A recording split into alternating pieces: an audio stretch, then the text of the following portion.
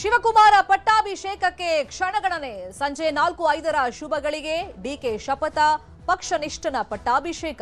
The news 18 mega coverage Shivakumara ಪರ್ವದ story.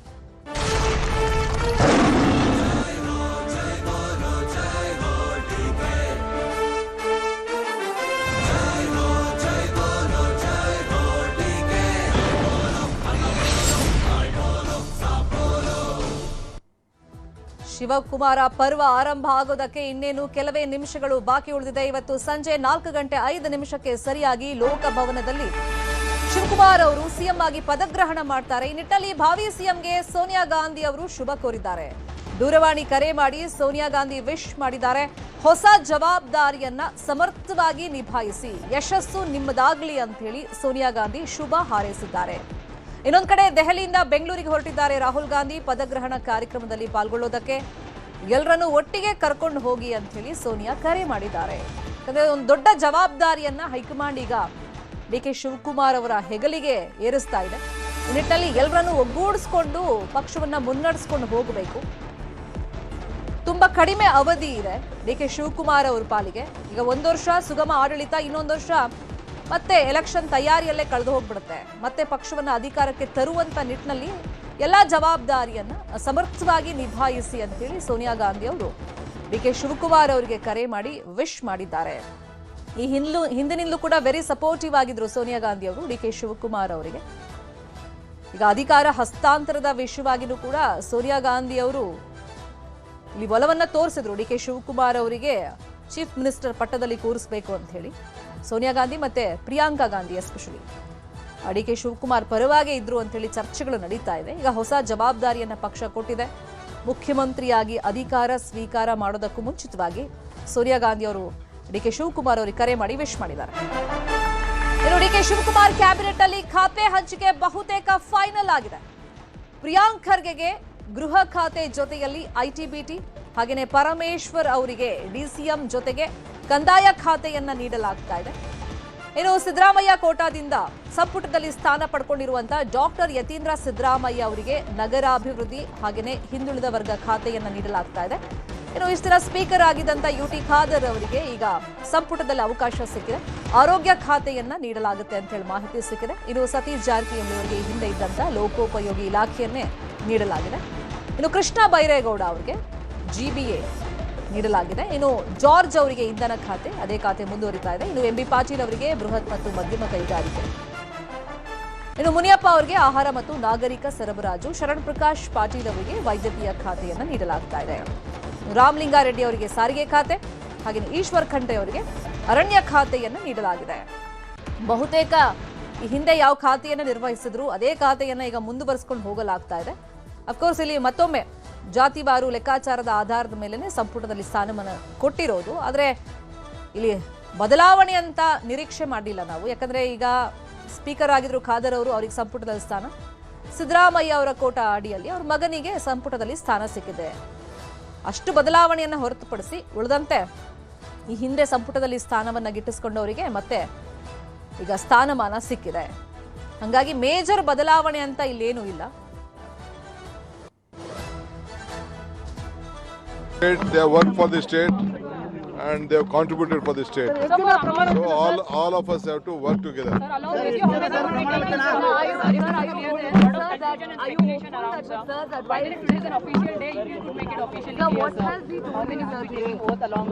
Plus 13th.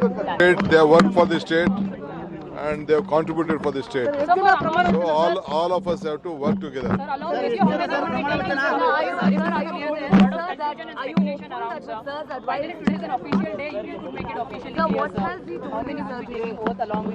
Plus 13th. News 18 Kannada ಈ ಹಿಂದಿನಿಂದಲೂ ಕೂಡ ಡಿಕೆ ಸಂಪುಟದಲ್ಲಿ ಯಾರೆಲ್ಲ ಇರ್ತಾರೆ ಅಂತ ಹೇಳಿ ಒಂದಿಷ್ಟು ಹೆಸರುಗಳನ್ನ ಪ್ರಸ್ತಾಪ ಮಾಡ್ತಾ ಇತ್ತು. ಆ ಹೆಸರುಗಳು ನಿಖರವಾಗಿದೆ. ಈಗ ನಾವೇ ಸುದ್ದಿಯನ್ನ ಮೊದಲು ಬ್ರೇಕ್ ಮಾಡಿದ್ವಿ. ಈ ಬಗ್ಗೆ ಆ ಹೆಸರುಗಳು ನಿಖರವಾಗೇ ಇದೆ. ಡಿಕೆ ಸಂಪುಟದಲ್ಲಿ doctor G Parameshwar, KH Muniyappa, KJ George, MB Patil, Ramalinga Reddy, Satish Jarkiholi, Krishna Byre Gowda, UT Khader, Eshwar Khandre, Priyank Kharge, Yathindra Siddaramaiah, Byrathi Suresh, Sharan Prakash Patil. ಈ ಹೆಸರುಗಳೇ ಈಗ ಫೈನಲ್ ಆಗಿರೋದು. ಅಧಿಕೃತವಾಗಿ ಇವರೆಲ್ಲ ಈಗ ಡಿಕೆ ಸಂಪುಟಕ್ಕೆ ಸೇರ್ಪಡೆ ಆಗ್ತಿದ್ದಾರೆ. ಎಲ್ರಿಗೂ ಕರೆ ಹೋಗಿದೆ. ಇನ್ನು ನಾಯಕತ್ವ ಬದಲಾವಣೆ ಆದಾಗಿಂದಲೂ ಕೂಡ ಸಂಪುಟದಲ್ಲಿ ಯಾರಿಗೆಲ್ಲ ಸ್ಥಾನಮಾನ ಅಂತ ಬಂದಾಗ ಫ್ರಮ್ ದ ಡೇ ಒನ್ ನಾವು ಈ ಹೆಸರುಗಳನ್ನೇ ಪ್ರಸ್ತಾಪ ಮಾಡಿದ್ವಿ. ಈಗ ಅದೇ ಹೆಸರುಗಳು ಫೈನಲ್ ಆಗಿದೆ, ಅಧಿಕೃತ ಆಗಿದೆ. ಶಿವಕುಮಾರ ಪರ್ವದಲ್ಲಿ ಆ ಟೀಮ್ನಲ್ಲಿ ಈ 13 ಜನ ಇದ್ದಾರೆ, ಇನ್ಕ್ಲೂಡಿಂಗ್ ಡಿ ಕೆ ಶಿವಕುಮಾರ್ 14 ಜನ ಆಗ್ತಾರೆ. ಇವರೆಲ್ಲರೂ ಕೂಡ ಇವತ್ತು ಪ್ರಮಾಣ ವಚನವನ್ನ ಸ್ವೀಕಾರ ಮಾಡ್ತಾರೆ. ಡಿ ಕೆ ಶಿವಕುಮಾರ್ ಮುಖ್ಯಮಂತ್ರಿಯಾಗಿ, ಉಳಿದವರು ಅಂದ್ರೆ ಪರಮೇಶ್ವರ್ ಅವರು ಡಿಸಿಎಂ ಪ್ಲಸ್ ಒಂದು ಪ್ರಬಲ ಖಾತೆ, ಅವರಿಗೆ ಕಂದಾಯ ಖಾತೆಯನ್ನು ಈ ಸತಿ ನೀಡ್ತಿದ್ದಾರೆ ಅಂತ ಹೇಳಿ ಮಾಹಿತಿ ಇದೆ. ಇನ್ನುಳಿದಂತೆ ಬಹುತೇಕರಿಗೆ ಹಿಂದೆ ಕೆಲಸ ಮಾಡಿದವರಿಗೆ ಅದೇ ಖಾತೆಯನ್ನ ಮುಂದುವರಿಸಿಕೊಂಡು ಹೋಗಲಾಗ್ತಾ ಇದೆ. ಪ್ರಿಯಾಂಕ್ ಖರ್ಗೆ ಅವರಿಗೆ ಗೃಹ ಮತ್ತೆ ಐಟಿಬಿಟಿ ಖಾತೆಯನ್ನ ನೀಡಲಾಗಿದೆ. ಉಳಿದಂತೆ ಹಳೆ ಖಾತೆಗಳೇ ಮುಂದುವರ್ಕೊಂಡು ಹೋಗ್ತಾ ಇದೆ. ಇನ್ನು ಡಿ ಕೆ ಶಿವಕುಮಾರ್ ಕ್ಯಾಬಿನೆಟ್ನ ಜಾತಿವಾರು ಲೆಕ್ಕಾಚಾರ, ಯಾವ ಸಮುದಾಯಕ್ಕೆ ಎಷ್ಟು ಸಚಿವ ಸ್ಥಾನವನ್ನ ನೀಡಲಾಗಿದೆ? ಹಾಗಾದ್ರೆ ಲಿಂಗಾಯತ ಸಮುದಾಯಕ್ಕೆ 3, ಕುರುಬ ಸಮುದಾಯಕ್ಕೆ 2, ಒಕ್ಕಲಿಗ ಸಮುದಾಯಕ್ಕೆ ಡಿ ಕೆ ಶಿವಕುಮಾರ್ ಸೇರಿದಂತೆ 3 ಸ್ಥಾನ ಆಗುತ್ತೆ. ಇಲ್ಲಿ ರಾಮಲಿಂಗಾರೆಡ್ಡಿ ಅವರನ್ನು ಕೂಡ ರೆಡ್ಡಿ ಒಕ್ಕಲಿಗ ಅಂತ ಕನ್ಸಿಡರ್ ಮಾಡಿದ್ರೆ 3 ಜನ ಒಕ್ಕಲಿಗರಾಗ್ತಾರೆ. ದಲಿತ 3, ST 1, ಮುಸ್ಲಿಂ 1, ಕ್ರಿಶ್ಚಿಯನ್ 1. ಜಾತಿವಾರು ಸಮೀಕರಣದ ಆಧಾರದ ಮೇಲೆನೆ ಸಂಪುಟದಲ್ಲಿ ಸ್ಥಾನಮಾನಗಳು ಸಿಗೋದು. ಅದರ ಜೊತೆಯಲ್ಲಿ ಪ್ರಾದೇಶಿಕವಾರು. ಇದು ಮೊದಲ ಪಟ್ಟಿ ಆಗಿರೋದ್ರಿಂದ ಇಲ್ಲಿ ಅನುಭವಿಗಳಿಗೆ ಅಂದ್ರೆ ಸೀನಿಯರ್ಸ್ಗಳಿಗೆ ಅವಕಾಶವನ್ನ ನೀಡಲಾಗಿದೆ. ಹೆಚ್ಚಿನ ಬದಲಾವಣೆಯನ್ನು ಈ ಪಟ್ಟಿಯಲ್ಲಿ ಮಾಡಿಲ್ಲ. ಬಹಳ ಅಳ್ದು ತೂಗಿ ತಮ್ಮ ಒಂದು ಮೊದಲ ಪ್ರಯತ್ನದಲ್ಲಿ ಡಿ ಕೆ ಶಿವಕುಮಾರ್ ಅವರು ಯಾವುದೇ ಗಡಿಬಿಡಿಯನ್ನ ಮಾಡ್ಕೊಳ್ಬಾರ್ದು ಅಥವಾ ಭಿನ್ನಾಭಿಪ್ರಾಯವನ್ನ ಎಳ್ಕೋಬಾರ್ದು, ಗೊಂದಲಗಳನ್ನ ಬೇಸಿಕ್ಲಿ ಕ್ರಿಯೇಟ್ ಮಾಡ್ಕೊಳ್ಬಾರ್ದು ಅನ್ನೋ ನಿಟ್ಟಿನಲ್ಲಿ ಬಹಳ ಎಚ್ಚರಿಕೆಯ ಹೆಜ್ಜೆಯನ್ನ ಇಟ್ಟಿದ್ದಾರೆ ಅನ್ನೋದಂತೂ ಸ್ಪಷ್ಟವಾಗಿ ಇಲ್ಲಿ ಕಾಣಬಹುದಾಗಿದೆ. ಜಾತಿವಾರು ಲೆಕ್ಕಾಚಾರ ಕ್ಯಾಬಿನೆಟ್ನದು. ಲಿಂಗಾಯತ ಸಮುದಾಯಕ್ಕೆ 3, ಒಕ್ಕಲಿಗ ಸಮುದಾಯಕ್ಕೆ 3, ಇನ್ಕ್ಲೂಡಿಂಗ್ ಡಿ ಕೆ ಶಿವಕುಮಾರ್. ಇನ್ನು ಕುರುಬ ಸಮುದಾಯಕ್ಕೆ 2 ಸ್ಥಾನಮಾನಗಳನ್ನು ನೀಡಲಾಗಿದೆ. ಅದು ಡಾಕ್ಟರ್ ಯತೀಂದ್ರ ಸಿದ್ದರಾಮಯ್ಯ ಮತ್ತೆ ಭೈರತಿ ಸುರೇಶ್. ಕ್ರಿಶ್ಚಿಯನ್ 1, ಅದು KJ ಜಾರ್ಜ್ ಅವರು. UT ಖಾದರ್ ಅವರು ಮುಸ್ಲಿಂ, ಅವರಿಗೆ ಸ್ಥಾನ. ಇನ್ನು ಪರಮೇಶ್ವರ್ ಡಿಸಿಎಂ ಮೊದಲು ನಮ್ಮಲ್ಲೇ, ಡಿಸಿಎಂ ಕುರಿತಾಗಿ ಚರ್ಚೆಗಳು ನಡೀತಾ ಇತ್ತು. 3 ರಿಂದ 4 ಡಿಸಿಎಂ ಸ್ಥಾನವನ್ನ ಸೃಷ್ಟಿ ಮಾಡಲಾಗುತ್ತೆ. ಸಮುದಾಯಕ್ಕೆ ತಕ್ಕಂತೆ ಎಲ್ಲರನ್ನೂ ಕೂಡ ಸಮಾಧಾನ ಪಡಿಸಕ್ಕೆ ಅಂತ ಚರ್ಚೆಗಳಾಗ್ತಿತ್ತು. ಬಟ್ ನ್ಯೂಸ್ 18 ಕನ್ನಡದಲ್ಲಿ ನಾವು ನಿಖರವಾಗಿ ಹೇಳಿದ್ವಿ, ಪರಮೇಶ್ವರ್ ಅವರಿಗೆ ಡಿಸಿಎಂ ಸ್ಥಾನ ಸಿಗುತ್ತೆ ಅಂತ ಹೇಳಿ. ಈ ಬಗ್ಗೆ ಮೊದಲು ಬ್ರೇಕ್ ಮಾಡಿದ್ದೆ ನಾವು. ಈಗ ಅಧಿಕೃತ ಪಟ್ಟಿಯಲ್ಲಿ ಪರಮೇಶ್ವರ್ ಹೆಸರಿದೆ. ಡಿಸಿಎಂ ಆಗಿ ಪರಮೇಶ್ವರ್ ಅವರು ಪ್ರಮಾಣ ಸ್ವೀಕಾರಕ್ಕೆ ಕೌಂಟ್ ಡೌನ್ ಶುರುವಾಗಿದೆ. ರಾಜ್ಯಪಾಲರಿಗೆ ಸಲ್ಲಿಸಿರುವಂತ ಪತ್ರದಲ್ಲಿ ಈ ಬಗ್ಗೆ ಉಲ್ಲೇಖವನ್ನ ಮಾಡಲಾಗಿದೆ. ಡಾಕ್ಟರ್ ಜಿ ಪರಮೇಶ್ವರ್ಗೆ ಡಿಸಿಎಂ ಪಟ್ಟ ಅಂತ ಹೇಳಿ ನ್ಯೂಸ್ 18 ನಲ್ಲೇ ಫಸ್ಟ್ ನಾವು ಬ್ರೇಕ್ ಮಾಡಿದ್ವಿ. ಈಗ ರಾಜ್ಯಪಾಲರಿಗೆ ಡಿ ಕೆ ಶಿವಕುಮಾರ್ ರವಾನಿಸಿರುವಂತ ಪಟ್ಟಿಯಲ್ಲಿ ಇದು ಅಧಿಕೃತವಾಗಿದೆ. ಇದೇ ವೇಳೆ ಡಿ ಕೆ ಶಿವಕುಮಾರ್ ಸೇರಿದಂತೆ 14 ಮಂದಿ ಇವತ್ತು ಪ್ರಮಾಣ ವಚನವನ್ನ ಸ್ವೀಕಾರ ಮಾಡ್ತಾ ಇದ್ದಾರೆ. ಈ ಬಗ್ಗೆನೂ ಫಸ್ಟ್ ಬ್ರೇಕ್ ಮಾಡಿದ್ದೆ ನಿಮ್ಮ ನ್ಯೂಸ್ 18 ಕನ್ನಡ. ರಾಜಕೀಯ ಅಂತ ವಿಷಯ ಬಂದಾಗ ಪ್ರತಿ ಬಾರಿ ನಿಖರವಾದಂತ ಮಾಹಿತಿಯನ್ನ ನಿಮ್ಮ ನ್ಯೂಸ್ 18 ಕನ್ನಡ ನಿಮ್ಮ ಮುಂದೆ ಇಡ್ತಾ ಇರುತ್ತೆ. ಈ ನಾಯಕತ್ವ ಬದಲಾವಣೆ ಆದಂತ ಸಂದರ್ಭದಲ್ಲಿ ಸಂಪುಟಕ್ಕೆ ಸೇರ್ಪಡೆ ಆಗೋದಕ್ಕೆ ಲಾಬಿ ಅಂತೂ ಸಾಕಷ್ಟು ಜನರಿಂದ ನಡೀತಾ ಇತ್ತು. ಎಲ್ರಿಗೂ ಸಚಿವ ಸ್ಥಾನ ನೀಡೋಕ್ಕಾಗಲ್ಲ. ಆದ್ರೆ ದೆಹಲಿಯಲ್ಲಿ ನಡೆದಂತ ಸಭೆಯಲ್ಲಿ ಏನೆಲ್ಲ ಆಗ್ತಾ ಇತ್ತು, ಯಾರ ಹೆಸರುಗಳು ಓಡಾಡ್ತಾ ಇತ್ತು, ಈ ಬಗ್ಗೆ ನಿಖರವಾದಂತ ಮಾಹಿತಿಯನ್ನ ನ್ಯೂಸ್ 18 ಕೊಡ್ತಾ ಇತ್ತು ನಿಮ್ಮ ಮುಂದೆ. ನಾವು ಬ್ರೇಕ್ ಮಾಡಿದಂತ ಹೆಸರುಗಳೇ ಈಗ ಅಫಿಷಿಯಲ್ ಲಿಸ್ಟ್ ನಲ್ಲಿ ಅನೌನ್ಸ್ ಆಗಿದೆ. ಇನ್ನು ಪರಮೇಶ್ವರ್ ಅವ್ರ ಕುರಿತಂತೆ ಅವರನ್ನ ಡಿಸಿಎಂ ಮಾಡುತ್ತೆ ಹೈಕಮಾಂಡ್, ಆ ಒಲವಿದೆ ಅಂತೆಲ್ಲ ಚರ್ಚೆಗಳಾಗ್ತಿತ್ತು. ಅದು ಕೂಡ ನಾವೇ ಬ್ರೇಕ್ ಮಾಡಿದ್ವಿ. ಈಗ ಅದು ಕೂಡ ನಿಜ ಆಗ್ತಾ ಇದೆ. ಅಧಿಕೃತ ಪಟ್ಟಿಯಲ್ಲಿ ಪರಮೇಶ್ವರ್ ಹೆಸರು ಕೂಡ ಇದೆ. ಅವರು ಡಿಸಿಎಂ ಆಗಿ ಪ್ರಮಾಣ ವಚನವನ್ನ ಸ್ವೀಕಾರ ಮಾಡ್ತಾ ಇದ್ದಾರೆ.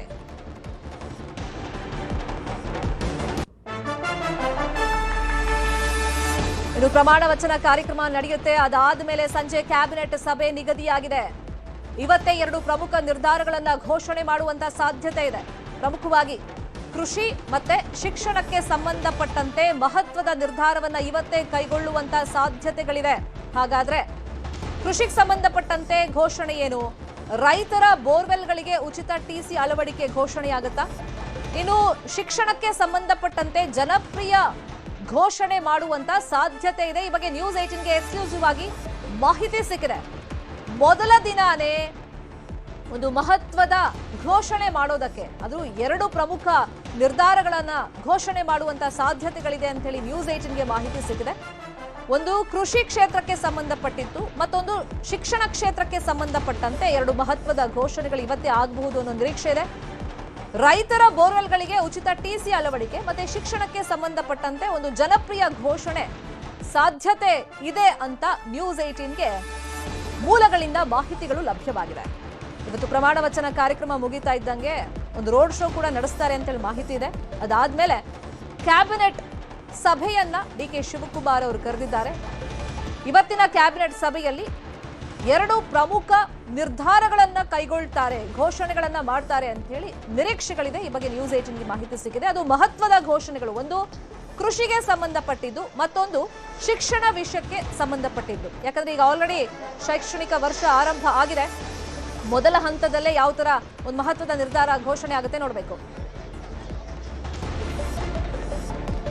ಇನ್ನು ಇವತ್ತಿನ ಮಹತ್ವದ ಬೆಳವಣಿಗೆಯಲ್ಲಿ ನಾವು ನೋಡಬಹುದು, ಡಿಕೆ ಶಿವಕುಮಾರ್ ಅವರ ನಿವಾಸ ಪವರ್ ಸೆಂಟರ್ ಆಗಿ ಬದಲಾವಣೆಯಾಗಿದೆ. ಇವತ್ತು ಬೆಳಗ್ಗೆಯಿಂದ ಏನೆಲ್ಲ ಮಾಡ್ತಾರೆ, ಟೆಂಪಲ್ ರನ್ ಮಾಡ್ತಾರೆ ಅಂತೇಳಿ ನಿರೀಕ್ಷೆ ಇತ್ತು. ಆದರೆ ಒಂದು ಹೊಸ ರಾಜಕೀಯ ಸಂಪ್ರದಾಯಕ್ಕೆ ಮುನ್ನುಡಿಯನ್ನು ಡಿಕೆ ಶಿವಕುಮಾರ್ ಅವರು ಬರೆದಿದ್ದಾರೆ. ಹಿಂದೆನೂ ಸಂಪ್ರದಾಯ ಇತ್ತು, ಇಲ್ಲ ಅಂತಲ್ಲ, ಮಧ್ಯದಲ್ಲಿ ಆ ಸಂಪ್ರದಾಯ ಕಟ್ ಆಗಿತ್ತು. ಬಟ್ ಇವತ್ತು ನಾವು ನೋಡ್ತಾ ಇದ್ದೀವಿ, ಫಸ್ಟಿಗೆ ಅವ್ರು ಹೋಗಿದ್ದು ಸಿದ್ದರಾಮಯ್ಯ ಅವರ ನಿವಾಸಕ್ಕೆ, ಅವರ ಆಶೀರ್ವಾದವನ್ನ ಪಡ್ಕೊಂಡು ಬಂದ್ರು, ಒಂದಿಷ್ಟು ಸಲಹೆಗಳನ್ನ ಅಲ್ಲಿಂದ ಪಡ್ಕೊಂಡು ಬಂದ್ರು. ಅದಾದ್ಮೇಲೆ ಸೀದಾ ಅವರು ಡಾಲರ್ಸ್ ಕಾಲೋನಿಯಲ್ಲಿರುವಂತ BS ಯಡಿಯೂರಪ್ಪನವರ ನಿವಾಸಕ್ಕೆ ಹೋದ್ರು. ಅಲ್ಲೂ ಅವರ ಆಶೀರ್ವಾದ ಪಡೆದು ಸಲಹೆಗಳನ್ನ ಪಡ್ಕೊಂಡು ಬಂದ್ರು. ಸೀದಾ ಅಲ್ಲಿಂದ ಪದ್ಮನಾಭನಗರದ ಮಾಜಿ ಪ್ರಧಾನಿ HD ದೇವೇಗೌಡರ ನಿವಾಸಕ್ಕೆ ಹೋಗಿ ಅಲ್ಲೂ ಆಶೀರ್ವಾದವನ್ನ ಪಡೆದು, ಯಾಕಂದ್ರೆ ರಾಜಕೀಯವಾಗಿ ನಾವು ನೋಡೋದಾದ್ರೆ ಡಿಕೆ ಶಿವಕುಮಾರ್ ಹಾಗೇನೆ ದೇವೇಗೌಡರ ಫ್ಯಾಮಿಲಿ ಬದ್ಧ ವೈರಿಗಳ ರೀತಿ ಸ್ಟೇಟ್ಮೆಂಟ್ ಕೊಡೋದು, ರಾಜಕೀಯ ಯುದ್ಧವನ್ನ ಮಾಡಿದ್ದು ನಾವು ಸಾಕಷ್ಟು ವರ್ಷಗಳಿಂದ, ದಶಕಗಳಿಂದಲೂ ನೋಡ್ಕೊಂಡು ಬಂದಿದ್ದೀವಿ. ಬಟ್ ಇವತ್ತು ಆ ಎಲ್ಲ ವೈಮನಸ್ಸನ್ನ ಬದಿಗಿಟ್ಟು ಎಲ್ಲರ ಸಹಕಾರ ತನಗೆ ಅಗತ್ಯ ಇದೆ, ಎಲ್ಲರನ್ನೂ ಒಗ್ಗೂಡಿಸ್ಕೊಂಡು ಜನಪರ ಆಡಳಿತವನ್ನ ಕೊಡಬೇಕು ಅನ್ನೋ ನಿಟ್ಟಿನಲ್ಲಿ ಡಿಕೆ ಶಿವಕುಮಾರ್ ಅವರ ಈ ಭೇಟಿಗಳಿದೆಯಲ್ಲ, ಸೊ ಇದು ಬಹಳ ಚರ್ಚೆಗೆ ಕಾರಣವಾಗಿದೆ.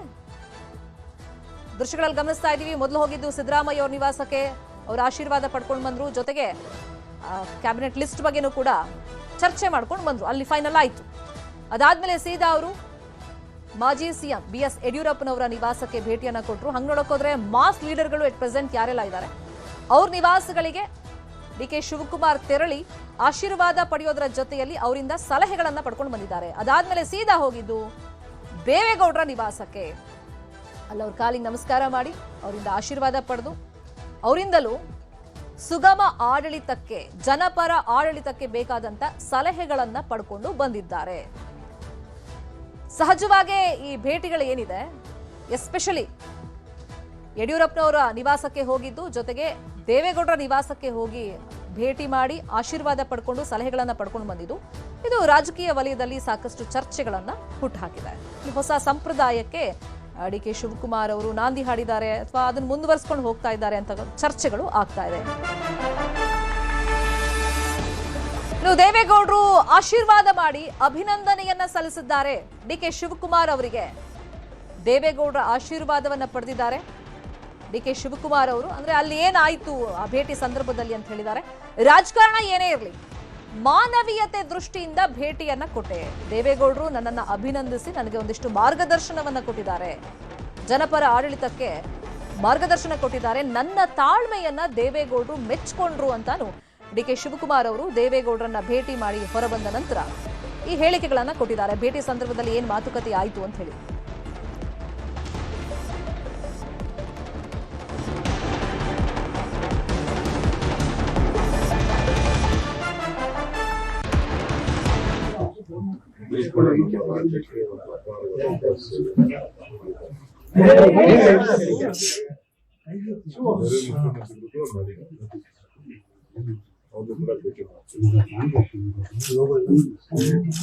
ಹಿರಿಯ ಅವರು ಕೂಡ ರಾಜ್ಯದ ಜನತೆ ಅದು ನಾವು ಯಾರು ಕೂಡ ಮರೆಯಲಿಕ್ಕೆ ಸಾಧ್ಯ ಇಲ್ಲ. ಇದು ಸರ್ಕಾರ ಮುಂದುವರಿಯುವಂತ ಸರ್ಕಾರ, ಅದಕ್ಕೆ ಪಕ್ಷ ರಾಜಕೀಯ ಎಲ್ಲ ಒಂದು ಸೇರಿಟ್ಟು ಮಾನವೀಯತೆಯಿಂದ ಕೆಲಸ ಮಾಡ್ತಾರೆ. ನೂತನ ಸಿಎಂಗೆ ಶುಭಾಶಯಗಳ ಮಹಾಪೂರವೇ ಹರಿದು ಬರ್ತಾ ಇದೆ. ಅದರಲ್ಲೂ ಪ್ರಮುಖವಾಗಿ ನಿರ್ಗಮಿತ ಸಿಎಂ ಸಿದ್ದರಾಮಯ್ಯ ಅವರು ಡಿಕೆ ಶಿವಕುಮಾರ್ಗೆ ಶುಭಾಶಯವನ್ನ ತಿಳಿಸಿದ್ದಾರೆ. ಜೊತೆಗೆ ಡಿಸಿಎಂ ಆಗ್ತಿರುವಂತಹ ಪರಮೇಶ್ವರ್ ಅವರಿಗೂ ಕೂಡ ಶುಭಾಶಯವನ್ನ ತಿಳಿಸಿದ್ದಾರೆ. ಇವತ್ತು ಭೇಟಿ ಆಯ್ತು ಇಲ್ಲ ಅಂತಲ್ಲ, ಇನ್ನು ಸಾಮಾಜಿಕ ಜಾಲತಾಣದಲ್ಲೂ ಅಂದ್ರೆ ಎಕ್ಸ್ ಅಲ್ಲೂ ಕೂಡ ಪೋಸ್ಟ್ ಹಾಕಿ ಸಿದ್ದರಾಮಯ್ಯ ಅವರು ಶುಭ ಹಾರೈಕೆಯನ್ನ ಇಬ್ಬರಿಗೂ ಕೋರಿದ್ದಾರೆ. ಒಂದ್ ಕಡೆ ಮುಖ್ಯಮಂತ್ರಿ ಆಗ್ತಿರುವಂತ ಡಿಕೆ ಶಿವಕುಮಾರ್ ಅವರಿಗೆ, ಉಪಮುಖ್ಯಮಂತ್ರಿ ಆಗ್ತಿರುವಂತ ಪರಮೇಶ್ವರ್ ಅವರಿಗೆ ಶುಭಾಶಯ ಕೋರಿದ್ದಾರೆ. ಇವತ್ತು ಬೆಳಗಿನ ಭೇಟಿಯ ಫೋಟೋಗಳನ್ನ ಶೇರ್ ಮಾಡಿ ಇಬ್ಬರೂ ನಾಯಕರಿಗೆ ಸಿದ್ದರಾಮಯ್ಯ ಅವರು ಶುಭ ಹಾರೈಕೆಗಳನ್ನ ತಿಳಿಸಿದ್ದಾರೆ. ಈಗ ಪಕ್ಷ ನಿಷ್ಠೆ ಬಗ್ಗೆ ಚರ್ಚೆಗಳಾಗ್ತಾ ಇದೆ. ಪವರ್ ಶೇರಿಂಗ್ ಬಗ್ಗೆ ಸಾಕಷ್ಟು ಗೊಂದಲಗಳು ಸಾಕಷ್ಟು ತಿಂಗಳಿಂದ ನಡೀತಾ ಇತ್ತು. ಹೈಕಮಾಂಡ್ ಎಲ್ಲವನ್ನು ನಿಭಾಯಿಸುವಲ್ಲಿ ಸಕ್ಸಸ್ ಆಗಿದೆ. ಅಂದ್ರೆ ಸಿದ್ದರಾಮಯ್ಯ ಅವರು ತಮ್ಮ ಕುರ್ಚಿಯನ್ನ ಅಂದ್ರೆ ಮುಖ್ಯಮಂತ್ರಿ ಕುರ್ಚಿಯನ್ನ ಬಿಟ್ಕೊಡುವಲ್ಲಿ ಒಂದಿಷ್ಟು ಗೊಂದಲಗಳು ಉಂಟು ಮಾಡಬಹುದು, ತಕರಾರನ್ನ ಎತ್ತಬಹುದು ಅಂತೆಲ್ಲ ಚರ್ಚೆಗಳಾಗ್ತಾ ಇತ್ತು. ಬಟ್ ಬಹಳ ಸ್ಮೂತ್ ಆಗಿ ಎಕ್ಸಿಟ್ ಆಗಿದ್ದಾರೆ. ಹೈಕಮಾಂಡ್ ಅದನ್ನ ನಿಭಾಯಿಸುವಲ್ಲಿ ಸಕ್ಸಸ್ ಕೂಡ ಆಗಿದೆ. ಈಗ ಮುಂದೆ ಅವರ ಸಹಕಾರದ ಬಗ್ಗೆ ಚರ್ಚೆ ಅಂತ ಬಂದಾಗ ಈ ಕ್ಷಣಕ್ಕೂ ಕೂಡ ನಾವು ನೋಡ್ತಾ ಇದ್ದೀವಿ, ಆಂತರಿಕವಾಗಿ ಏನೇ ಭಿನ್ನಾಭಿಪ್ರಾಯ ಇರ್ಬೋದು ಅಥವಾ ಅಸಮಾಧಾನಗಳಿದ್ರೂ ಕೂಡ ಬಹಿರಂಗವಾಗಿ ನಾವು ಮೊನ್ನೆಯಿಂದ ಗಮನಿಸ್ತಾ ಇರೋದು ಒಟ್ಟಿಗೆ ದೆಹಲಿಗೆ ಹೋಗ್ತಾ ಇದ್ದಾರೆ, ಚರ್ಚೆಯನ್ನ ಮಾಡ್ತಾ ಇದ್ದಾರೆ. ಈಗಲೂ ಅಷ್ಟೇ ಇವತ್ತು ಬೆಳಿಗ್ಗೆ ಅಂದ್ರೆ ನಾವು ಒಟ್ಟಿಗೆ ಇದ್ದೀವಿ, ಸುಗಮ ಆಡಳಿತ ನೀಡುವಲ್ಲಿ ಯಾವುದೇ ಗೊಂದಲಗಳು ನಮ್ಮ ಮಧ್ಯದಲ್ಲಿ ಇಲ್ಲ, ಭಿನ್ನಾಭಿಪ್ರಾಯಗಳು ನಮ್ಮ ಮಧ್ಯದಲ್ಲಿ ಇಲ್ಲ ಅನ್ನೋದನ್ನ ತೋರ್ಪಡಿಸ್ತಾ ಇದ್ದಾರೆ. ಇನ್ನೊಂದು ಕಡೆ ಸದಾಶಿವ ನಗರದ ಡಿಕೆ ಶಿವಕುಮಾರ್ ಅವರ ಮನೆ ಪವರ್ ಸೆಂಟರ್ ಆಗಿ ಬದಲಾಗಿದೆ. ಸಾಕಷ್ಟು ಸಂಖ್ಯೆಯಲ್ಲಿ ಬೆಂಬಲಿಗರು, ಕಾರ್ಯಕರ್ತರು ಬೇರೆ ಬೇರೆ ಊರುಗಳಿಂದ ಬರ್ತಾ ಇದ್ದಾರೆ, ಅಭಿನಂದನೆ ಸಲ್ಲಿಸೋದಕ್ಕೆ ಬರ್ತಾ ಇದ್ದಾರೆ.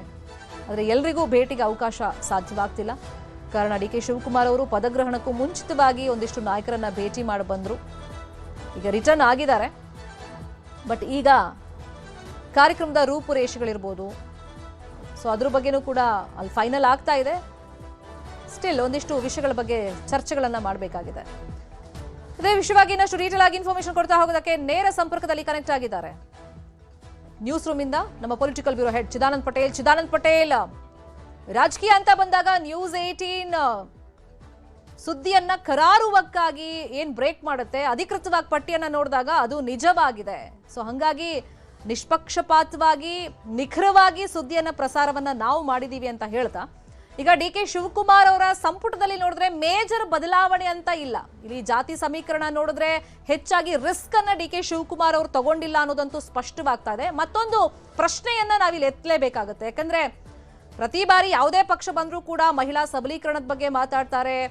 ಸೊ ಇವರಿಗೆ ಸೀಟ್ ಜಾಸ್ತಿ ಮಾಡಬೇಕು ಅಂತ ಹೇಳಿ ಕೂಗು ಬರುತ್ತೆ, ಅದೇ ವಿಷಯವಾಗಿ ರಾಜಕಾರಣ ಆಗುತ್ತೆ. ಬಟ್ ಸಂಪುಟದಲ್ಲಿ ಮೊದಲ ಪಟ್ಟಿಯಲ್ಲಿ ಮಹಿಳೆಯರಿಗೆ ಸ್ಥಾನ ಇಲ್ಲ. ಈ ಬಗ್ಗೆ ಯಾವ ತರ ಆಕ್ಷೇಪ ಅಥವಾ ಆಪೋಸ್ ವ್ಯಕ್ತವಾಗ್ತಾ ಇದೆ? ಶರ್ಮಿತಾ ಶೆಟ್ಟಿ, ಕಾಂಗ್ರೆಸ್ ನಾಯಕ ರಾಹುಲ್ ಗಾಂಧಿ, ಪ್ರಿಯಾಂಕಾ ವಾದ್ರಾ, ಎಐಸಿಸಿ ಅಧ್ಯಕ್ಷ ಮಲ್ಲಿಕಾರ್ಜುನ ಖರ್ಗೆ, ಸುರ್ಜೇವಾಲಾ, ಕೆ.ಸಿ. ವೇಣುಗೋಪಾಲ್, ಸಿದ್ದರಾಮಯ್ಯ, ಡಿ ಕೆ ಶಿವಕುಮಾರ್ ಎಲ್ಲರೂ ಕೂಡ ಉದ್ದುದ್ದ ಮಹಿಳಾ ಸಬಲೀಕರಣದ ಭಾಷಣವನ್ನು ಮಾಡ್ತಾರೆ. ಮತ್ತು ಗೃಹಲಕ್ಷ್ಮಿ ಯೋಜನೆ ತಂದಿದ್ದೀವಿ, ಮಹಿಳೆಯರ ಸದೃಢತೆಗಾಗಿ ಮತ್ತು ಅನುಕೂಲಕ್ಕಾಗಿ ನಾವು ತಂದಿದ್ದೀವಿ, ಅವ್ರಿಗೆ ಆರ್ಥಿಕ ಶಕ್ತಿಯನ್ನು ಹೆಚ್ಚಿಸ್ತಿದ್ದೀವಿ ಅಂತ ಹೇಳ್ತಾರೆ. ಮಹಿಳೆಯರ ಬಗ್ಗೆ ಭಾಳಷ್ಟು ಅನುಕಂಪದ ಮಾತುಗಳನ್ನು ಹೇಳ್ತಾರೆ, ಸದೃಢದ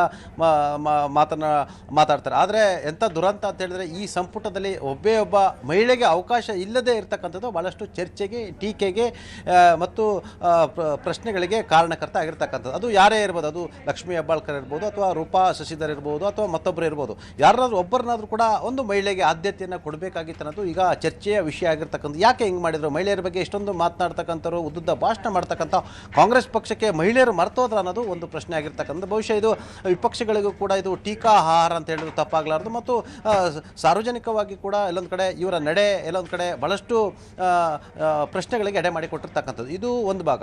ಮತ್ತೊಂದು ಕಡೆ ಪ್ರತಿ ಬಾರಿಯಂತೆಯೂ ಕೂಡ ಬೆಂಗಳೂರಿಗೆ ಹೆಚ್ಚು ಸಚಿವ ಸ್ಥಾನ ಅಂತ ಸಿಂಹಪಾಲು ಅಂತಲೇ ಹೇಳಲಾಗ್ತದೆ. ಯಾಕಂದರೆ ಬೆಂಗಳೂರು ಈ ರಾಜ್ಯಕ್ಕೆ 60% ಟ್ಯಾಕ್ಸನ್ನು ಕಟ್ಟುವಂಥದ್ದು, GST ಕೂಡ ಅತಿ ಹೆಚ್ಚು ಕಲೆಕ್ಟ್ ಮಾಡ್ತಕ್ಕಂಥದ್ದು, ದೇಶಕ್ಕೂ ಕೂಡ ಅತಿ ಹೆಚ್ಚು ಕೊಡುಗೆ ಕೊಡ್ತಕ್ಕಂಥ. ಹಾಗಾಗಿ ಬೆಂಗಳೂರು ಮೇಲೆ ಹೆಚ್ಚು ಪ್ರೀತಿ ಮತ್ತು ಬೆಂಗಳೂರಿನವರಿಗೆ ಹೆಚ್ಚು ಆದ್ಯತೆ ಇರ್ತಕ್ಕಂಥದ್ದು ನಾವು ಗಮನಿಸ್ಬೋದು. ಬೆಂಗಳೂರಿನಲ್ಲಿ ಮುಖ್ಯಮಂತ್ರಿಗಳು ಕೂಡ ಈಗ ಬೆಂಗಳೂರಿಗೆ ಸೇರ್ತಾರೆ. ಯಾಕಂದರೆ ಬೆಂಗಳೂರು ದಕ್ಷಿಣ ಜಿಲ್ಲೆಯವರಾಗಿರೋದು, ರಾಮನಗರ ಜಿಲ್ಲೆ ಈಗ ಬೆಂಗಳೂರು ದಕ್ಷಿಣ ಜಿಲ್ಲೆ ಆಗಿರ್ತಕ್ಕಂಥದ್ದು. ಹಾಗಾಗಿ ಮುಖ್ಯಮಂತ್ರಿ ಆಗಿರ್ತಕ್ಕಂಥ ಡಿ ಕೆ ಶಿವಕುಮಾರ್ ಸೇರಿದಂತೆ ಅದು ರಾಮಲಿಂಗಾರೆಡ್ಡಿಯವರು, ಬೈರತಿ ಸುರೇಶ್ ಅವರು, ಕೃಷ್ಣ ಬೈರೇಗೌಡ, KJ ಜಾರ್ಜ್ ಸೇರಿದಂತೆ ಒಟ್ಟಾರೆ 4ವರಿಗೆ ಅವಕಾಶವನ್ನು ಕೂಡ ಕೊಟ್ಟಿರ್ತಕ್ಕಂಥದ್ದು. ಹಾಗಾಗಿ ಇಲ್ಲಿ ಬೆಂಗಳೂರಿಗೆ ಸಿಂಹಪಾಲು, ಇನ್ನು ತುಮಕೂರಿಗೆ ಒಂದು ಸ್ಥಾನವನ್ನು ಕೊಟ್ಟಿರ್ತಕ್ಕಂಥದ್ದು ಡಾಕ್ಟರ್ ಜಿ ಪರಮೇಶ್ವರ್ ಹಿರಿಯರಾಗಿರೋ ಕಾರಣಕ್ಕಾಗಿ DCM ಪ್ಲಸ್ ಮಂತ್ರಿ ಸ್ಥಾನವನ್ನು ಕೊಟ್ಟಿರ್ತಕ್ಕಂಥದ್ದು. ಇನ್ನು ಹೈದರಾಬಾದ್ ಕರ್ನಾಟಕದ ವಿಚಾರದಲ್ಲಿ ಖರ್ಗೆ ಅವರದ್ದು ಮೇಲುಗೈ ಅಂತಲೇ ಹೇಳಲಾಗ್ತದೆ. ಯಾಕಂದರೆ ಒಂದೇ ಜಿಲ್ಲೆಗೆ 2 ಸಚಿವ ಸ್ಥಾನವನ್ನು ಕೊಡಿಸಿರ್ತಕ್ಕಂಥದ್ದು. ಒಂದು ಅವರ ಪುತ್ರ ಪ್ರಿಯಾಂಕ್ ಖರ್ಗೆ, ಮತ್ತೊಬ್ಬರು ಅವರ ನೀಲಿಗಣ್ಣಿನ ಹುಡುಗ ಆಗಿರ್ತಕ್ಕಂಥ ಶರಣ್ ಪ್ರಕಾಶ್ ಪಾಟೀಲ್ರವರಿಗೆ ಅವಕಾಶವನ್ನು ಕೊಟ್ಟಿರ್ತಕ್ಕಂಥದ್ದು, ಲಿಂಗಾಯತ ಕೋಟದಲ್ಲಿ ಕೊಟ್ಟಿರ್ತಕ್ಕಂಥದ್ದು. ಕೊನೆಗಳಿಗೆಲ್ಲ ಒಂದು ಕಡೆ ದಿನೇಶ್ ಗುಂಡೂರಾವ್ ಅವರ ಹೆಸರು ಇತ್ತು ಅಂತ ಹೇಳಲಾಗ್ತದೆ. ಆ ಹೆಸರು ತೆಗೆಸಿ ಶರಣ್ ಪ್ರಕಾಶ್ ಪಾಟೀಲ್ರವರಿಗೆ ಅವಕಾಶ ಕೊಟ್ಟರು ಅಂತ ಹೇಳಿ ಈಗಾಗಲೇ ಚರ್ಚೆ ಆಗ್ತಿರ್ತಕ್ಕಂಥದ್ದು. ಇದರ ಬೆನ್ನಲ್ಲೇ ಪಕ್ಕದ ಬೀದರ್ ಜಿಲ್ಲೆ ಕೂಡ ಅವಕಾಶವನ್ನು ಕೊಟ್ಟಿರ್ತಕ್ಕಂಥದ್ದು. ಈಗಾಗಲೇ ಈಶ್ವರ್ ಖಂಡ್ರೆ ಅವರು, ಅವರ ಪುತ್ರ ಕೂಡ MP ಆಗಿರ್ತಕ್ಕಂಥ, ಈಗ ಈಶ್ವರ್ ಖಂಡ್ರೆ ಕೂಡ ಮಂತ್ರಿಯಾಗಿ ಪ್ರಮಾಣ ವಚನವನ್ನು ಸ್ವೀಕರಿಸ್ತಿರ್ತಕ್ಕಂಥದ್ದು. ಇನ್ನು ಮಾಜಿ ಮುಖ್ಯಮಂತ್ರಿ ಸಿದ್ದರಾಮಯ್ಯವರ ಕೋಟದಲ್ಲಿ ಅವರ ಪುತ್ರ ಯತೀಂದ್ರ ಸಿದ್ದರಾಮಯ್ಯರು ಕೂಡ ಅವಕಾಶ ಕೊಟ್ಟಿರ್ತಕ್ಕಂಥ, ಅದು ಮೈಸೂರು ಜಿಲ್ಲೆಗೆ ಆದ್ಯತೆಯನ್ನು ಕೊಟ್ಟಿರ್ತಕ್ಕಂಥದ್ದು. ನಿಮಗೆ ಹಾಗೆ ಗಮನಿಸಿದ್ರೆಲ್ಲ ಒಂದು ಕಡೆ ಜಿಲ್ಲಾವಾರು ಮೊದಲ ಸಂಪುಟದಲ್ಲಿ ಅತಿ ಹೆಚ್ಚು ಅವಕಾಶಗಳನ್ನು ಕೊಟ್ಟಿಲ್ಲ ಅಂತಲೇ ಹೇಳಲಾಗ್ತದೆ. ಯಾಕಂತ ಹೇಳಿದ್ರೆ ಹಳೆಯ ಮುಖಗಳಿಗೆ ಹೆಚ್ಚು ಆದ್ಯತೆಯನ್ನು ಕೊಟ್ಟಿರ್ತಕ್ಕಂಥದ್ದು. ನಿಮಗೆ KH ಮುನಿಯಪ್ಪ ಕೂಡ ಬೆಂಗಳೂರು ಉತ್ತರ ಜಿಲ್ಲೆಗೆ ಸೇರುವಂಥವರು. ಹಾಗಾಗಿ ಎಲ್ಲೊಂದು ಕಡೆ ಪಕ್ಕದ ಕೋಲಾರಕ್ಕೆ ಅವಕಾಶ ಇಲ್ಲ, ಮತ್ತು ಮಂಡ್ಯ ಜಿಲ್ಲೆಗೆ ಅವಕಾಶ ಇಲ್ಲ. ಚಾಮರಾಜನಗರ ಅತಿ ಹಿಂದುಳಿದ ಜಿಲ್ಲೆ ಅಂತ ಕರೆಸ್ಕೊಳ್ತಕ್ಕಂಥ ರಾಯಚೂರಿಗೆ ಅವಕಾಶ ಇಲ್ಲ, ಚಾಮರಾಜನಗರಕ್ಕೆ ಅವಕಾಶ ಇಲ್ಲ, ಕೊಡಗು ಜಿಲ್ಲೆಗೆ ಅವಕಾಶ ಇಲ್ಲ. ಇನ್ನು ದಕ್ಷಿಣ ಕನ್ನಡದಲ್ಲಿ ಉಡುಪಿ ಜಿಲ್ಲೆಗೆ ಅವಕಾಶ ಇಲ್ಲ. ದಕ್ಷಿಣ ಕನ್ನಡ ಜಿಲ್ಲೆ UT ಖಾದರ್ ಕೊಡುವ ಮುಖಾಂತರ ಒಂದು ಅವಕಾಶವನ್ನು ಕೊಟ್ಟಿರ್ತಕ್ಕಂಥದ್ದು. ಮತ್ತು ಪ್ರಮುಖವಾಗಿ ಶಿವಮೊಗ್ಗ ಜಿಲ್ಲೆಗೆ ಆದ್ಯತೆ ಇಲ್ಲ. ಇನ್ನು ಬೆಳಗಾವಿ ಜಿಲ್ಲೆಗೆ ಕೂಡ ಒಬ್ಬರೇ ಮಾತ್ರ ಸದ್ಯಕ್ಕೆ ಸಚಿವರನ್ನಾಗಿ ಮಾಡಿರ್ತಕ್ಕಂಥ ಸತೀಶ್ ಜಾರಕಿಹೊಳಿ ಮಾಡಿರ್ತಕ್ಕಂಥದ್ದು. ಇನ್ನು ಬಾಗಲಕೋಟೆ, ನಾವು ಬಿಜಾಪುರಕ್ಕೆ ಬಂದರೆ MB ಪಾಟೀಲ್ಗೆ ಅವಕಾಶ ಕೊಟ್ಟಿರ್ತಕ್ಕಂಥ, ಆದರೆ ಬಾಗಲಕೋಟೆಯಲ್ಲಿ ಯಾರಿಗೂ ಕೂಡ ಅವಕಾಶವನ್ನು ಕೊಟ್ಟಿಲ್ಲ. ಬಳ್ಳಾರಿಯಲ್ಲಿ ಅವಕಾಶ ಕೊಟ್ಟಿಲ್ಲ, ವಿಜಯನಗರ ಜಿಲ್ಲೆಯಲ್ಲಿ ಅವಕಾಶ ಕೊಟ್ಟಿಲ್ಲ, ಚಿತ್ರದುರ್ಗ ಜಿಲ್ಲೆಗೆ ಅವಕಾಶವನ್ನು ಕೊಟ್ಟಿಲ್ಲ. ಬಹುತೇಕ 3 ರಿಂದ 4 ಜಿಲ್ಲೆಯವರೆಗೆ ಮಾತ್ರ ಇಡೀ 13 ಜನ ಸಚಿವರು ಇರ್ತಕ್ಕಂಥದ್ದು. ಹಾಗಾಗಿ ಇಲ್ಲೊಂದು ಕಡೆ ಪ್ಯಾನ್ ಕರ್ನಾಟಕ ಮೊದಲ ಸಂಪುಟದಲ್ಲಿ ಅವಕಾಶ ಇರುತ್ತೆ ಅಂತ ಹೇಳಲಾಗ್ತಿದೆ. ಮತ್ತು ಜಾತಿವಾರ ಲೆಕ್ಕಾಚಾರವನ್ನು ಮಾಡಿರ್ತಕ್ಕಂಥದ್ದು. ಆದರೆ ಜಾತಿವಾರ ಲೆಕ್ಕಾಚಾರದಲ್ಲಿ ಒಂದು ಕಡೆ ಮೇಲ್ವರ್ಗದವರಿಗೂ ಕೂಡ ಅವಕಾಶವನ್ನು ಕೊಟ್ಟಿಲ್ಲ. ಬ್ರಾಹ್ಮಣ ಸಮುದಾಯಕ್ಕೆ ಇರ್ತಕ್ಕಂಥವ್ರು 2 ಶಾಸಕರು, ಒಬ್ಬರಿಗಾದರೂ ಕೊಡಬೇಕಾಗಿತ್ತು, ಆದರೆ ಅದನ್ನು ಕೂಡ ಎಲ್ಲ ಕೈತಪ್ಪಿಸಲಾಗಿದ್ದಂತೆ ಎಂಬ ಮಾತು ಕೂಡ ಕೇಳಿ ಬಂದಿರತಕ್ಕಂಥ. ಇನ್ನು ದಲಿತ ಕೋಟದಿಂದ ಎಡಗೈಗೆ ಒಂದು ಸ್ಥಾನ, ಬಲಗೈಗೆ 2 ಸ್ಥಾನ ಕೊಟ್ಟಿರ್ತಕ್ಕಂಥದ್ದು. ಎಡಗೈಗೆ ಸೇರಿದಂಥ KH ಮುನಿಯಪ್ಪರಿಗೆ ಮಂತ್ರಿ ಸ್ಥಾನ ಕೊಟ್ಟಿರ್ತಕ್ಕಂಥದ್ದು. ಅವರ ಪುತ್ರಿ ರೂಪಾ ಶಶಿಧರ್ ಅವರ ಹೆಸರಿತ್ತು, ಆದರೆ KH ಮುನಿಯಪ್ಪರು ನನಗೆ ಮಂತ್ರಿ ಬೇಕು ಅಂತ ಹಠ ಹಿಡಿದು ಪಟ್ಟು ಹಿಡಿದು ತೆಗೆದುಕೊಂಡಿರ್ತಕ್ಕಂಥದ್ದು. ಇನ್ನು ಪ್ರಿಯಾಂಕ್ ಖರ್ಗೆ ಬಲಗೈಗೆ ಸೇರ್ತಾರೆ, ಇನ್ನು ಡಾಕ್ಟರ್ ಜಿ ಪರಮೇಶ್ವರ್ ಕೂಡ ಬಲಗೈಗೆ ಸೇರ್ತಾರೆ. ಇನ್ನು ಒಕ್ಕಲಿಗ ಸಮುದಾಯಕ್ಕೆ ನಾವು ನೋಡ್ತಾ ಹೋದರೆ ಅಲ್ಲಿ ಕೃಷ್ಣ ಬೈರೇಗೌಡರಿಗೆ ಅವಕಾಶವನ್ನು ಕೊಟ್ಟಿರ್ತಕ್ಕಂಥ, ಇನ್ನು DK ಶಿವಕುಮಾರ್ ಒಕ್ಕಲಿಗರು ಕೂಡ ಆಗಿರ್ತಕ್ಕಂಥ. ಇನ್ನು ರೆಡ್ಡಿ ಸಮುದಾಯಕ್ಕೆ ನೋಡಿದರೆ ಅದು ರೆಡ್ಡಿ ಒಕ್ಕಲಿಗ ಅಂತ ಕರೆದ್ರು ಕೂಡ ಅಲ್ಲಿ ರೆಡ್ಡಿ ಅಂತಲೇ ಬಹುತೇಕ ಕರೀತಕ್ಕಂಥದ್ದು. ರಾಮಲಿಂಗ ರೆಡ್ಡಿ ಅವರಿಗೆ ಅವಕಾಶವನ್ನು ಕೊಟ್ಟಿರ್ತಕ್ಕಂಥ. ಇನ್ನು ಕುರುಬ ಸಮುದಾಯಕ್ಕೆ ಇಬ್ಬರಿಗೆ ಅವಕಾಶವನ್ನು ಕೊಟ್ಟಿದ್ದಾರೆ. ಒಂದು ಮಾಜಿ ಮುಖ್ಯಮಂತ್ರಿ ಸಿದ್ದರಾಮಯ್ಯ ಕೋಟದಡಿ ಬೈರತಿ ಸುರೇಶ್ ಮತ್ತು ಅವರ ಪುತ್ರ ಯತೀಂದ್ರ ಕೂಡ ಇದೀಗ ಸಚಿವ ಸಂಪುಟಕ್ಕೆ ಬರ್ತಿರ್ತಕ್ಕಂಥದ್ದು. ಇಲ್ಲಿ ಎಲ್ಲ ಒಂದು ಕಡೆ ಬೈರತಿ ಸುರೇಶ್ ಅವರಿಗೆ ಸಿದ್ದರಾಮಯ್ಯ ಕೊಡಿಸುವಲ್ಲಿ ಸಕ್ಸಸ್ ಆಗಿರ್ತಕ್ಕಂಥದ್ದು. ಇಲ್ಲ ಒಂದು ಕಡೆ ಕೊಪ್ಪಳದಿಂದ ಯಾರೋ ಆಗ್ತಾರೆ, ಅಥವಾ ಬೇರೆ ಇನ್ನೊಂದು ಚಿತ್ರದುರ್ಗದಿಂದ ಆಗ್ತಾರೆ ಅಂತ ಕರೆಯಲಾಗ್ತಿತ್ತು. ಆದರೆ ಈ ಅವಕಾಶಗಳು ಕೈ ತಪ್ಪಿರ್ತಕ್ಕಂಥ. ಒಟ್ಟಾರೆ ಇಲ್ಲಿ ಮಹಿಳೆಯರಿಗೆ ಆದ್ಯತೆ ಇಲ್ಲ ಅನ್ನೋದು ಕೂಡ ದೊಡ್ಡ ಚರ್ಚೆ ಆಗ್ತಿರ್ತಕ್ಕಂಥ. ಅನೇಕ ಜಿಲ್ಲೆಗಳಿಗೆ ಆದ್ಯತೆಯನ್ನು ಕೊಟ್ಟಿಲ್ಲ. ಬೆಂಗಳೂರಿಗೆ ಮೊದಲ ಸಂಪುಟದಲ್ಲಿ ಸಿಂಹಪಾಲು ಕೊಟ್ಟಿರ್ತಕ್ಕಂಥದ್ದು. ಹೈದರಾಬಾದ್ ಕರ್ನಾಟಕಕ್ಕೆ ಅಂದರೆ ಕಲ್ಯಾಣ ಕರ್ನಾಟಕದ ಭಾಗಕ್ಕೆ ಖರ್ಗೆ ಅವರ ಇನ್ಫ್ಲೂಯೆನ್ಸ್ ಇಂದ 3 ಸಚಿವರಾಗಿರ್ತಕ್ಕಂಥದ್ದು ಇಲ್ಲಿ ಗಮನಿಸಬಹುದು. ಶರ್ಮಿತಾ ಶೆಟ್ಟಿ. ಥ್ಯಾಂಕ್ ಯು ಚಿದಾನಂದ ಪಟೇಲ್ ಈ ಕ್ಷಣದ ಮಾಹಿತಿಯನ್ನು ಕೊಡೋದಕ್ಕೆ. ಶಿವಕುಮಾರ ಪರ್ವಕ್ಕೆ ಸಂಬಂಧಪಟ್ಟಂತೆ ಲೇಟೆಸ್ಟ್ ಅಪ್ಡೇಟ್ ಅನ್ನು ಕೊಡ್ತಾ ಹೋಗ್ತೀವಿ. ಚಿಕ್ಕದೊಂದು ಬ್ರೇಕ್ ಆದ್ಮೇಲೆ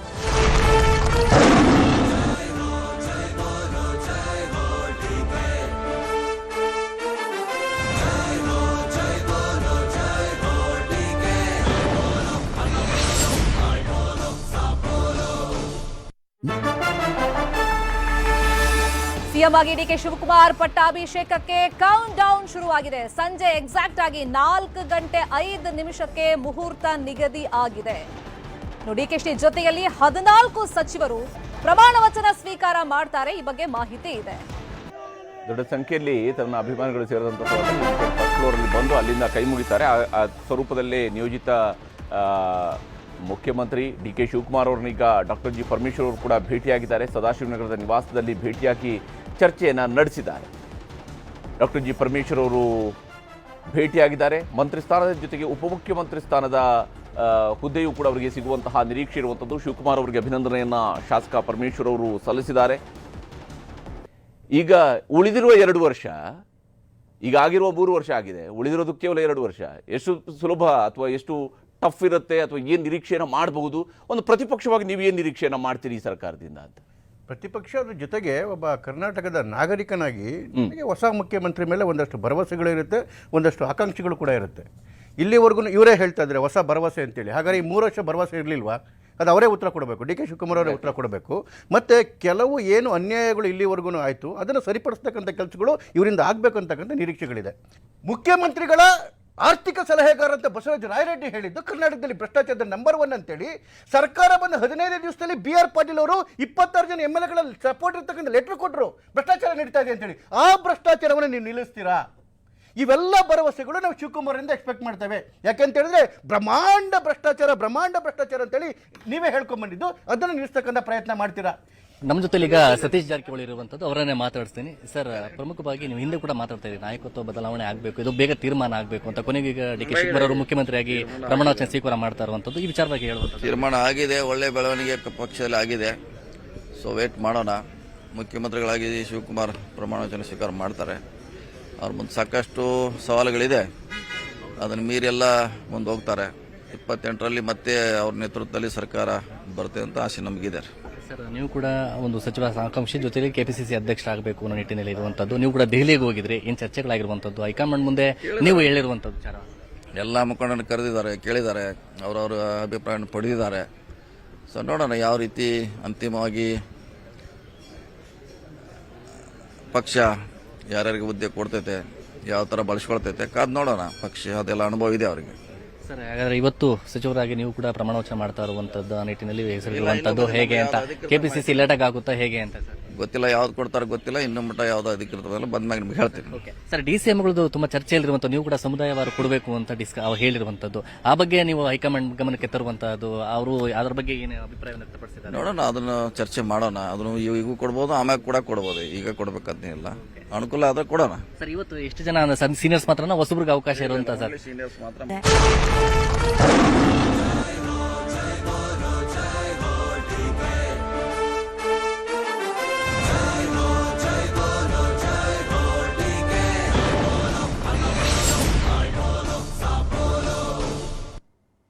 ನಮ್ಮ ಹೈಕಮಾಂಡ್ನವ್ರು ಏನು ತೀರ್ಮಾನ ಮಾಡ್ತಾರೆ ಅದಕ್ಕೆ ನಾವೆಲ್ಲ ಬದ್ಧವಾಗಿರ್ತೀವಿ.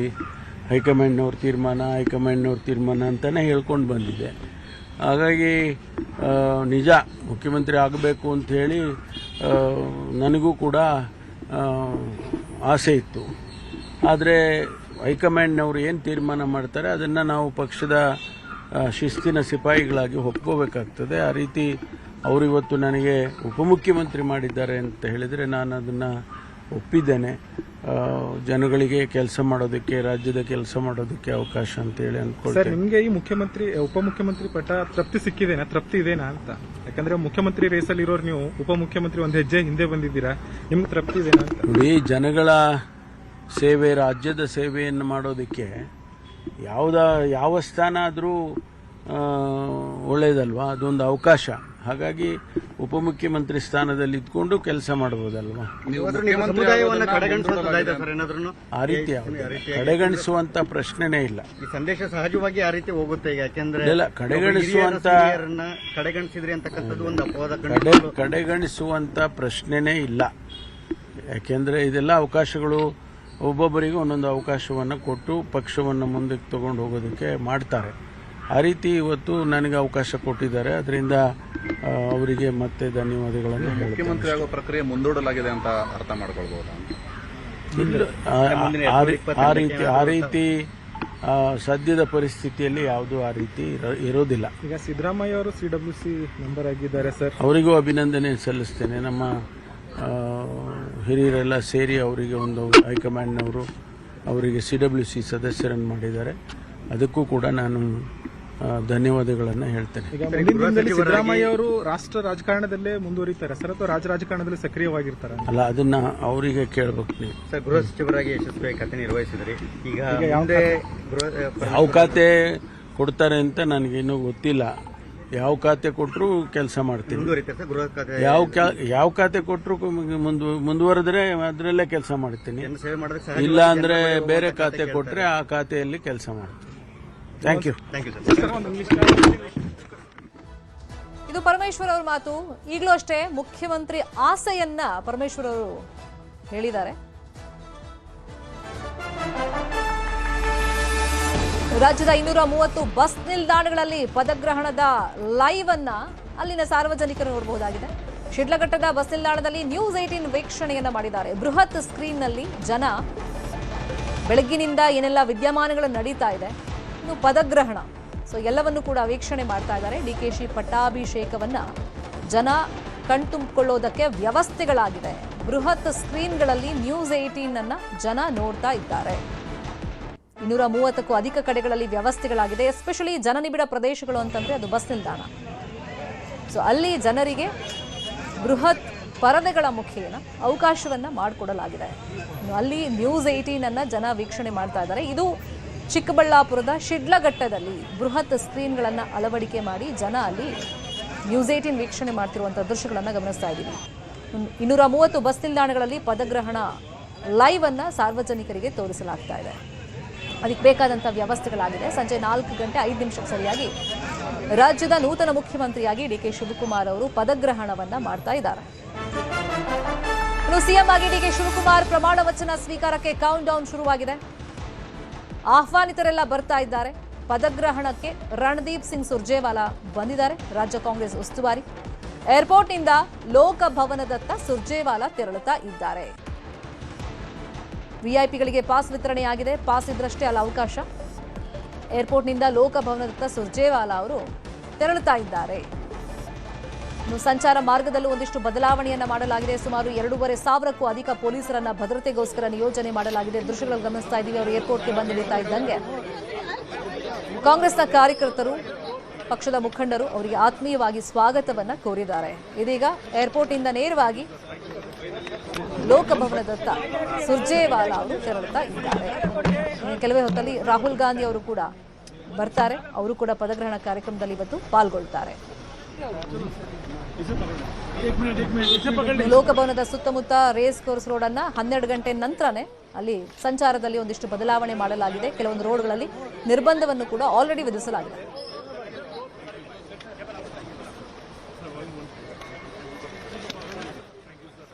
ಇನ್ನೊಂದು ಕಡೆ ತಮ್ಮ ಮಗ ರಾಜ್ಯದಲ್ಲಿ ಅತ್ಯುನ್ನತ ಸ್ಥಾನಕ್ಕೆ ಏರ್ತಾ ಇದ್ದಾರೆ, ಅದು ಮುಖ್ಯಮಂತ್ರಿ ಆಗ್ತಾ ಇದ್ದಾರೆ. ಆ ಸಂದರ್ಭವನ್ನ ಕಣ್ತುಂಬಿಕೊಳ್ಬೇಕು ಅಂತೇಳಿ ಡಿಕೆ ಶಿವಕುಮಾರ್ ಅವರ ತಾಯಿ ಗೌರಮ್ಮ ಅವರು ದೊಡ್ಡಾಲಹಳ್ಳಿಯಿಂದ ಬೆಂಗಳೂರಿನ ಡಿಕೆ ಶಿವಕುಮಾರ್ ಅವರ ನಿವಾಸಕ್ಕೆ ಆಗಮಿಸಿದ್ದಾರೆ. ಇನ್ನೊಂದು ಕಡೆ ದೇವರನ್ನ ಬಹಳ ನಂಬ್ತಾರೆ ಡಿಕೆ ಶಿವಕುಮಾರ್ ಅವರು. ಇವತ್ತು ಆಕ್ಚುಲಿ ಅವರು ಕೆಂಕೇರಮ್ಮ ದೇವಸ್ಥಾನಕ್ಕೆ ಭೇಟಿಯನ್ನ ಕೊಡಬೇಕಾಗಿತ್ತು, ಆದರೆ ಕಾರಣಾಂತರಗಳಿಂದ ಬೇರೆ ಬೇರೆ ಕೆಲಸಗಳಿದ್ದಿದ್ರಿಂದ ಅಲ್ಲಿಗೆ ಭೇಟಿಯನ್ನ ಮಾಡಕ್ ಆಗಿಲ್ಲ. ಬಟ್ ಅವ್ರ ಹೆಸರಲ್ಲಿ ಪೂಜೆ ಮಾಡ್ತಾ ಇದ್ದಂಥ ಸಂದರ್ಭದಲ್ಲಿ ದೇವಿ ಪ್ರಸಾದ ಕರುಣಿಸಿರೋದನ್ನ, ಆ ಹೂ ಬೀಳೋದನ್ನ, ಬಲಗಡೆಯಿಂದ ಹೂ ಬೀಳೋದನ್ನ ನಾವು ಗಮನಿಸ್ತಾ ಇದ್ದೀವಿ. ಅಂದ್ರೆ ಇದೊಂದು ಶುಭ ಸಂಕೇತ, ಶುಭ ಸೂಚಕ ಅಂತ ಹೇಳಿ ಹಿಂದೂ ಸಂಪ್ರದಾಯದಲ್ಲಿ ಇದನ್ನು ನಾವು ಕನ್ಸಿಡರ್ ಮಾಡ್ತೀವಿ. ಪದಗ್ರಹಣದ ದಿನಾನೇ ಡಿಕೆ ಶಿವಕುಮಾರ್ ಅವರ ಹೆಸರಲ್ಲಿ ಪೂಜೆ ಮಾಡುವಂತ ಸಂದರ್ಭದಲ್ಲಿ ದೇವಿಯ ಆಶೀರ್ವಾದವೂ ಕೂಡ ಅವರಿಗೆ ಸಿಕ್ಕಿದೆ ಅಂತೇಳಿ ಈ ವಿಡಿಯೋ ಮುಖೇನ ಇದೀಗ ಚರ್ಚೆಗಳು ನಡೀತಾ ಇದೆ. ಒಂದು ಕಡೆ ಹೆತ್ತ ತಾಯಿಯ ಆಶೀರ್ವಾದ, ಯಾಕಂದ್ರೆ ಗೌರಮ್ಮ ಅವರು ಬೆಂಗಳೂರಿಗೆ ಬಂದಿದ್ದಾರೆ, ಪದಗ್ರಹಣ ಕಾರ್ಯಕ್ರಮಕ್ಕೆ ಅವರು ಕೂಡ ಬರ್ತಾರೆ. ಇನ್ನೊಂದು ಕಡೆ ನಂಬಿದಂತ ತಾಯಿಯ ಆಶೀರ್ವಾದ, ಎರಡೂ ಸಿಕ್ಕಿದೆ. ಇನ್ನು ಪ್ರಮಾಣ ವಚನ ಕಾರ್ಯಕ್ರಮ ಆದ್ಮೇಲೆ ಡಿಕೆ ಶಿವಕುಮಾರ್ ಅವರು ರೋಡ್ ಶೋ ಅನ್ನ ನಡೆಸ್ತಾರೆ. ತೆರೆದ ಜೀಪ್ನಲ್ಲಿ ರೋಡ್ ಶೋ ಮಾಡೋದಕ್ಕೆ ತಯಾರಿಗಳಾಗಿದೆ. ಲೋಕಭವನಕ್ಕೆ ಓಪನ್ ಜೀಪ್ಗಳನ್ನ ಬೆಂಬಲಿಗರು ತಂದಿದ್ದಾರೆ. 2 ಓಪನ್ ಜೀಪ್ಗಳನ್ನ ಬೆಂಬಲಿಗರು ತಗೊಂಡು ಬಂದಿದ್ದಾರೆ. ಲೋಕಭವನದಿಂದ ವಿಧಾನಸೌಧದವರೆಗೆ ರೋಡ್ ಶೋ ನಡೆಯುತ್ತೆ. ಇಲ್ಲಿ ಪ್ರಮುಖ ನಾಯಕರು ಕೂಡ ಡಿಕೆ ಶಿವಕುಮಾರ್ ಅವರಿಗೆ ಸಾಥ್ ಕೊಡ್ತಾರೆ ಅಂತ ಹೇಳಿ ಮಾಹಿತಿ ಇದೆ. ಲೋಕಭವನದಿಂದ ವಿಧಾನಸೌಧದವರೆಗೆ ಪ್ರಮಾಣ ವಚನ ಸ್ವೀಕಾರ ಕಾರ್ಯಕ್ರಮ ಆದ್ಮೇಲೆ ರೋಡ್ ಶೋ ಅನ್ನ ಆಯೋಜನೆ ಮಾಡಲಾಗಿದೆ. ಆ ರೋಡ್ ಶೋಗೋಸ್ಕರನೇ ತೆರೆದ ಜೀಪ್ಗಳು ಬಂದಿರೋದನ್ನ ಗಮನಿಸ್ತಾ ಇದ್ದೀವಿ. 2 ತೆರೆದ ಜೀಪ್ಗಳು, ಓಪನ್ ಜೀಪ್ಗಳು ಈಗ ಆಲ್ರೆಡಿ ಲೋಕಭವನಕ್ಕೆ ಬಂದಿರೋದನ್ನ ಗಮನಿಸ್ತಾ ಇದ್ದೀವಿ. ಬೆಂಬಲಿಗರು ಅದನ್ನ ತಂದಿದ್ದಾರೆ. ಪದಗ್ರಹಣ ಆದ್ಮೇಲೆ ಇದೇ ಜೀಪ್ನಲ್ಲಿ, ತೆರೆದ ಜೀಪ್ನಲ್ಲಿ ರೋಡ್ ಶೋ ಅನ್ನ ನಡೆಸಲಾಗುತ್ತೆ. ಸೊ ಇದರಲ್ಲಿ ಸಿದ್ದರಾಮಯ್ಯ ಅವರು ಮತ್ತೆ ರಾಹುಲ್ ಗಾಂಧಿ ಅವರು ಕೂಡ ಪಾಲ್ಗೊಳ್ತಾರೆ ಈ ರೋಡ್ ಶೋನಲ್ಲಿ ಅಂತ ಹೇಳಿ ಮಾಹಿತಿ ಇದೆ. ಲೋಕಭವನದಿಂದ ವಿಧಾನಸೌಧದವರೆಗೆ ರೋಡ್ ಶೋಗೆ ಎಲ್ಲ ತಯಾರಿಗಳು ಆಗಿದೆ. ಒಂದು ಕಡೆ ಡಿಕೆ ಶಿವಕುಮಾರ್ ಅವರ ಪದಗ್ರಹಣಕ್ಕೆ ಗ್ಲಾಸ್ ಹೌಸ್ ಮಧುವಣಗಿತ್ತಿಯಂತೆ ಸಿಂಗಾರಗೊಂಡಿದೆ. ಲೋಕಭವನದಲ್ಲಿ ಆಲ್ರೆಡಿ ಆಹ್ವಾನಿತರು ತಮ್ಮ ಪಾಸ್ ಸಮೇತ ಅಲ್ಲಿ ಬರ್ತಾ ಇದ್ದಾರೆ, ಆಸೀನರಾಗ್ತಾ ಇದ್ದಾರೆ. ಇನ್ನು ಪೊಲೀಸರು ಬಿಗಿ ಭದ್ರತೆಯನ್ನು ಅಲ್ಲಿ ಕೈಗೊಂಡಿದ್ದಾರೆ. 2,500ಕ್ಕೂ ಅಧಿಕ ಪೊಲೀಸರು ಇವತ್ತಿನ ಕಾರ್ಯಕ್ರಮದ ಭದ್ರತೆಗೋಸ್ಕರ ನಿಯೋಜನೆಗೊಂಡಿದ್ದಾರೆ. ವೇದಿಕೆ ಮೇಲೆ ಸೀಮಿತ ಗಣ್ಯರಿಗಷ್ಟೇ ಆಸನದ ವ್ಯವಸ್ಥೆ. ಇನ್ನು ರಾಮಲಿಂಗಾರೆಡ್ಡಿ ಅವರು ಮಾತಾಡ್ತಾ ಇದ್ದಾರೆ, ನೋಡೋಣ. ರಾಮಲಿಂಗಾರೆಡ್ಡಿ ಅವರಿದ್ದಾರೆ, ಅವರಿಗೂ ಕೂಡ ಈಗ ಸಚಿವ ಸ್ಥಾನ ಖಚಿತ ಆಗಿರುವಂತದ್ದು. ಅವರನ್ನ ಮಾತಾಡಿಸ್ತೀನಿ ಈ ಒಂದು ಸಂದರ್ಭದಲ್ಲಿ, ಅವರ ಭಾವನೆಗಳು ಮತ್ತೆ ಹೇಗೆ ಏನಂತ. ಸರ್, ತಮಗೆ ಕರೆ ಬಂತ ಡಿ ಕೆ ಶಿವಕುಮಾರ್ ಅವರು ನಿಯೋಜಿಸಿ ಫೋನ್ ಮಾಡಿ ಹೇಳಿದ್ರ? ಬೆಳಿಗ್ಗೆ ಕರೆ ಮಾಡಿದ್ರು.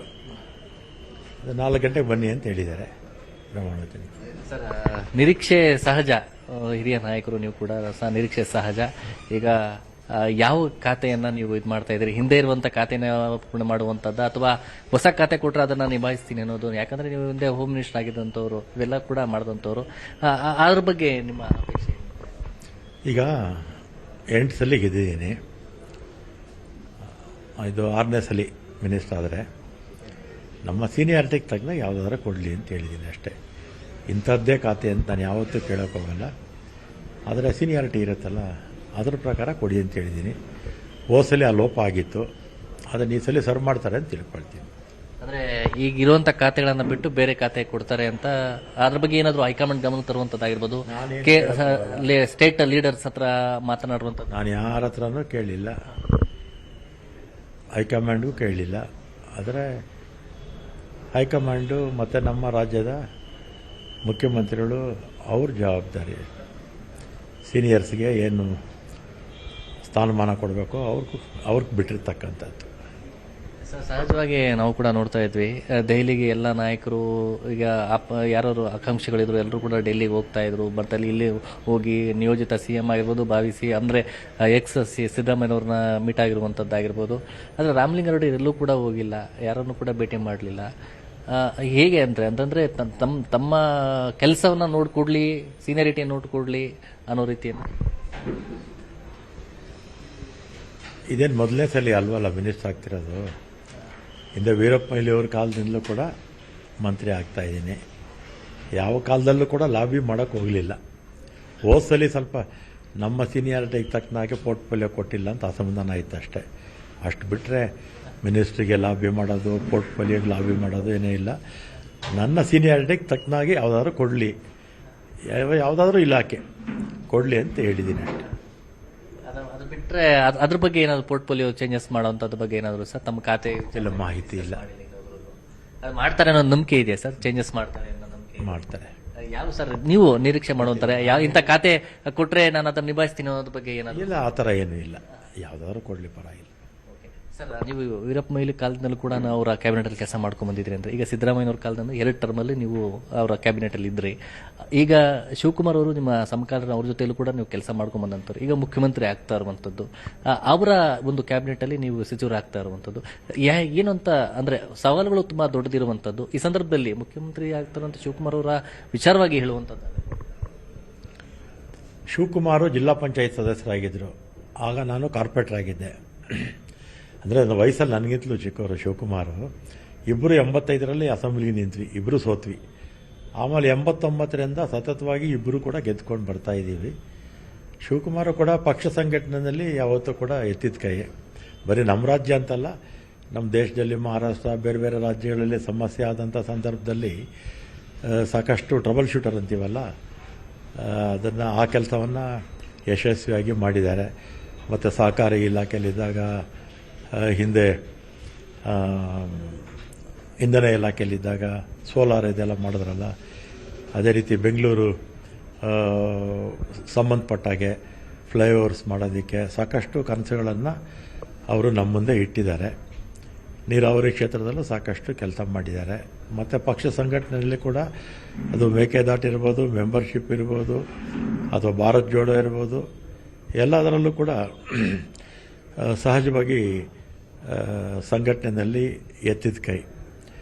ಸರ್ಕಾರದಲ್ಲೂ ಕೂಡ ಸಿದ್ದರಾಮಯ್ಯನವರು ಏನು ಹಾಕ್ಕೊಟ್ಟಿದ್ದಾರೆ ಆ ಮಾರ್ಗದರ್ಶನದಲ್ಲೇ ಶಿವಕುಮಾರ್ ಅವರು ಕೂಡ ಮಾಡ್ಕೊಂಡು ಹೋಗ್ತಾರೆ. ಸರ್, ಒಂದು ವಿಚಾರ ಅಂತಂದ್ರೆ ಪ್ರಮುಖವಾಗಿ ಸಿದ್ದರಾಮಯ್ಯನವರಾಗಿರ್ಬೋದು, ಅವರ ಒಂದು CM ಸ್ಥಾನಕ್ಕೆ ರಾಜೀನಾಮೆ ಕೊಡುವಂಥದ್ದಾಗಿರ್ಬೋದು, ಎಲ್ರಿಗೂ ಕೂಡ ಒಂದು ಇತ್ತು, ಏನಾದರೂ ಗೊಂದಲಗಳಾಗಬಹುದು ಅನ್ನೋ ರೀತಿಯಲ್ಲಿ. ಆದರೆ ಇದು ಬೇರೆ ರಾಜ್ಯಗಳಿಗೆ ಹೋಲಿಕೆ ಮಾಡಿದ್ರೆ ಇದೊಂದು ಮಾದರಿಯ ರೀತಿಯಲ್ಲಿ ಅವರ ರಿಸೈನ್ ಮಾಡುವಂಥದ್ದಾಗಿರ್ಬೋದು, ಅವರ ಪ್ರಕ್ರಿಯೆಗಳಾಗಿರ್ಬೋದು, ಎಲ್ಲ ರೀತಿ ಒಳ್ಳೆ ರೀತಿಯಲ್ಲಿ ನಡ್ಕೊಂಡು ಹೋಯಿತು. ಆ ಬಗ್ಗೆ ಒಳ್ಳೆ ಪ್ರಶಂಸೆ ಕೂಡ ವ್ಯಕ್ತವಾಯಿತು ಅಂತ ಏನು ಹೇಳ್ತೀರಿ ಸರ್? ಈಗ ಮೊದಲಿಂದಲೂ ಕೂಡ ಸಿದ್ದರಾಮಯ್ಯವರು ಒಂದು ಮಾತು ಹೇಳ್ತಾ ಇದ್ರು, ರಾಜೀವ್ ಗಾಂಧಿ ಅವರು ಹೇಳಿದರೆ ನಾನು ರಾಜೀನಾಮೆ ಕೊಡ್ತೀನಿ ಅಂತ ಹೇಳ್ತಾ ಇದ್ರು. ಅದೇ ಪ್ರಕಾರ ಮಾತು ಪ್ರಕಾರ ನಡ್ಕೊಂಡಿದ್ದಾರೆ. ರಾಹುಲ್ ಗಾಂಧಿ ಅವರು ಹೇಳಿದ್ರೆ ರಾಜೀನಾಮೆ ಕೊಡ್ತೀನಿ ಅಂತ ಹೇಳಿದರು. ಅವ್ರು ಹೇಳಿದ್ದಾರೆ, ಇವ್ರು ಕೊಟ್ಟಿದ್ದಾರೆ, ಮಾತು ಪ್ರಕಾರ ನಡ್ಕೊಂಡಿದ್ದಾರೆ ಅಷ್ಟೇ. ಸರ್, ಹಿಂದೆ ಅಧಿವೇಶನದ ಸಂದರ್ಭದಲ್ಲಿ ಸಿದ್ದರಾಮಯ್ಯವರು ಬೆಂಗಳೂರು ಪಿತಾಮಹ ರಾಮಲಿಂಗಾರೆಡ್ಡಿ ಅಂತ ಒಂದು ಅಧಿವೇಶನದಲ್ಲಿ ಹೇಳಿರುವಂಥದ್ದು ಈಗ ಅಂದ್ರೆ ಬೆಂಗಳೂರಿನ ಆಳ ಅಗಲ ತುಂಬಾ ಗೊತ್ತಿರುವಂಥದ್ದು. ಮುಂದಿನ ಈಗ GBA ಎಲೆಕ್ಷನ್ಗೆ ವಿಚಾರವಾಗಿ ರಾಮಲಿಂಗಾರೆಡ್ಡಿ ಅವರನ್ನ ಅವ್ರ ಬಳಕೆ ನಿಮ್ಮ ಅನುಕೂಲ ಆಗಲೇಬೇಕಾಗಿರುವಂಥದ್ದು. ಆ ನಿಟ್ಟಿನಲ್ಲಿ ಬೆಂಗಳೂರು ನಗರಾಭಿವೃದ್ಧಿ ವಿಚಾರವಾಗಿ ಏನಾದರೂ ತಮಗೆ ಕೂಡಿ ಮುಂದೆ GBA ಎಲೆಕ್ಷನ್ ವಿಚಾರವಾಗಿ ಅನ್ನೋದ್ರ ಬಗ್ಗೆ ಏನಾದರೂ ಶಿವಕುಮಾರ್ ಅವ್ರ ಜೊತೆ ಆಗಿರ್ಬೋದು, ಅವ್ರ ಜೊತೆ ಡಿಸ್ಕಸ್ ಏನಾದರೂ ಮಾಡಿದಿರ ತಮ್ಮ ವಿಚಾರವಾಗಿ? ಇಲ್ಲ, ಆ ಥರ ಏನು ಡಿಸ್ಕಷನ್ಸ್ ಏನಾಗಿಲ್ಲ. ಬೆಂಗಳೂರಿಗೆ ನಾನು 83ರಲ್ಲಿ ಕಾರ್ಪೊರೇಟರ್ ಆಗಿದ್ದು, 5.5 ವರ್ಷ ಆಗ ಕಾರ್ಪೊರೇಟರ್ ಆಗಿದ್ದೆ, 5 ವರ್ಷ 4 ತಿಂಗಳಾಗಿದ್ದೆ. ಆಮೇಲೆ 89ರಿಂದ ಸತತವಾಗಿ 37 ವರ್ಷಗಳ ಕಾಲ ಶಾಸಕನಾಗಿ ಕೆಲಸ ಮಾಡಿದ್ದೀನಿ. ಅಂದರೆ ಸುಮಾರು 43 ವರ್ಷದಿಂದ ಬೆಂಗಳೂರು ಕಾರ್ಪೊರೇಟರ್ ಆಗಿ ಶಾಸಕನಾಗಿ ಕೆಲಸ ಮಾಡಿದ್ದೀನಿ. ಬೆಂಗಳೂರಿನ ಸಮಸ್ಯೆಗಳೆಲ್ಲ ಗೊತ್ತು. ಆದರೆ ಅದ್ರ ಬಗ್ಗೆ ಈಗ ನಾನು ಮಾತಾಡೋಕ್ಕೆ ಹೋಗಲ್ಲ. ಪೋರ್ಟ್ಫೋಲಿಯೋ ಆದಮೇಲೆ ಮಾತಾಡ್ತೀನಿ. ಅಂದರೆ ಆಕಾಂಕ್ಷಿನೇ ಸರ್, ಕೊಟ್ಟರೆ ಆದರೂ ನಿಭಾಯಿಸ್ತೀನಿ ಅನ್ನೋ ಥರ? ನಾನು ಆಕಾಂಕ್ಷಿ ಅಲ್ಲ, ಕೊಟ್ಟರೆ ಬೇಡ ಅಂತ ಹೇಳಲ್ಲ. ನನ್ನ ಹಿರಿತನಕ್ಕೆ ತಕ್ಕನಾಗಿರ್ತಕ್ಕಂಥದ್ದು ಕೊಡಿ ಅಂತ ಹೇಳಿದ್ದೀನಿ. ಅದು ಯಾವ್ದು ಬೇಕಾದ್ರೂ ಆಗ್ಬೋದು. ಯಾವ್ದು ಕೊಟ್ಟರು ಅದು ಅಕಸ್ಮಾತ್ ಇದನ್ನೇ ಕಂಟಿನ್ಯೂ ಮಾಡಿ ಅಂತ ಏನಾದರೂ ಬಂದಂತ ಇಲ್ಲ, ಅದೇ ಲಾಸ್ಟ್ ಟೈಮೇ ಬೇಡ ಅಂತ ಹೇಳಿದ್ದೆ. ಸರ್, ಅಂದರೆ ಸಂಜೆ 4 ಗಂಟೆಗೆ ಫ್ಯಾಮಿಲಿ ಸಮೇತ ಹೋಗಿ ಪ್ರಮಾಣ ವಚನ ಇದು ಮಾಡ್ಕೊಳ್ಳುವಂಥದ್ದು, ಆ ವಿಚಾರವಾಗಿ ಅದೇ ಇದೆಯಲ್ಲ, 4 ಗಂಟೆಗೆ ಇದೆಯಲ್ಲ, 4 ಗಂಟೆಗಿದೆ. ರಾಹುಲ್ ಗಾಂಧಿ ಅವರು ಬರ್ತಾರೆ, ಖರ್ಗೆ ಅವರು ಬರ್ತಾರೆ, ವೇಣುಗೋಪಾಲ್ ಅವರು, ಸುರ್ಜೇವಾಲ ಅವರು, ನಮ್ಮ ಸಿದ್ದರಾಮಯ್ಯನವರು ಎಲ್ಲರೂ ಇರ್ತಾರೆ. ಸರ್, ಹಿಂದೆ ಈ DCMಗಳನ್ನು ಒಂದು ಇದರಲ್ಲಿ ರೀತಿಯಲ್ಲಿ ಒಂದು 4 DCMಗಳು ಸೃಷ್ಟಿ ಮಾಡಬೇಕು ಅನ್ನೋ ಥರ ಇತ್ತು. ಆದರೆ ಎಲ್ಲೋ ಒಂದು ಕಡೆ ಒಬ್ಬರು ಒಂದು ಪರಮೇಶ್ವರ್ ಅವ್ರಿಗೆ ಮಾತ್ರ ಕೊಡಬೇಕು ಅನ್ನೋ ಥರ ಆಗಿರುವಂಥದ್ದು. ಆ ನಿಟ್ಟಿನಲ್ಲಿ ಈಗ ವೈಯಕ್ತಿಕವಾಗಿ DCM ಹುದ್ದೆಗೆ ಅವಶ್ಯಕತೆ ಇಲ್ಲ ಅಂತ ನನ್ನ ಅಭಿಪ್ರಾಯ. ಆದರೆ ಹೈಕಮಾಂಡು ಇಲ್ಲಿ ಅವಶ್ಯಕತೆ ಇದೆ, ಮಾಡಬೇಕು ಅಂದರೆ ರಾಜಕೀಯ ಕಾರಣಗಳಿಂದ ನಾವೆಲ್ಲರೂ ಒಪ್ಕೊಳ್ತೀವಿ. ಸದ್ಯಕ್ಕೆ ಬೇಡ ಅನ್ನೋ ಥರ ನೀವು ಅಭಿಪ್ರಾಯ ಸರ್? ಇಲ್ಲ, ಹೈಕಮಾಂಡು ನಾನಾ ಆ್ಯಂಗಲಲ್ಲಿ ಯೋಚನೆ ಮಾಡ್ತಾರೆ, ಅವಶ್ಯಕತೆ ಇದ್ದರೆ ಮಾಡ್ತಾರೆ. ಅದಕ್ಕೆ ನಾವು ಬೇಡ ಅಂತ ಹೇಳೋಕ್ಕಾಗಲ್ಲ. ಸರ್, ಇನ್ನೊಂದು ವಿಚಾರ,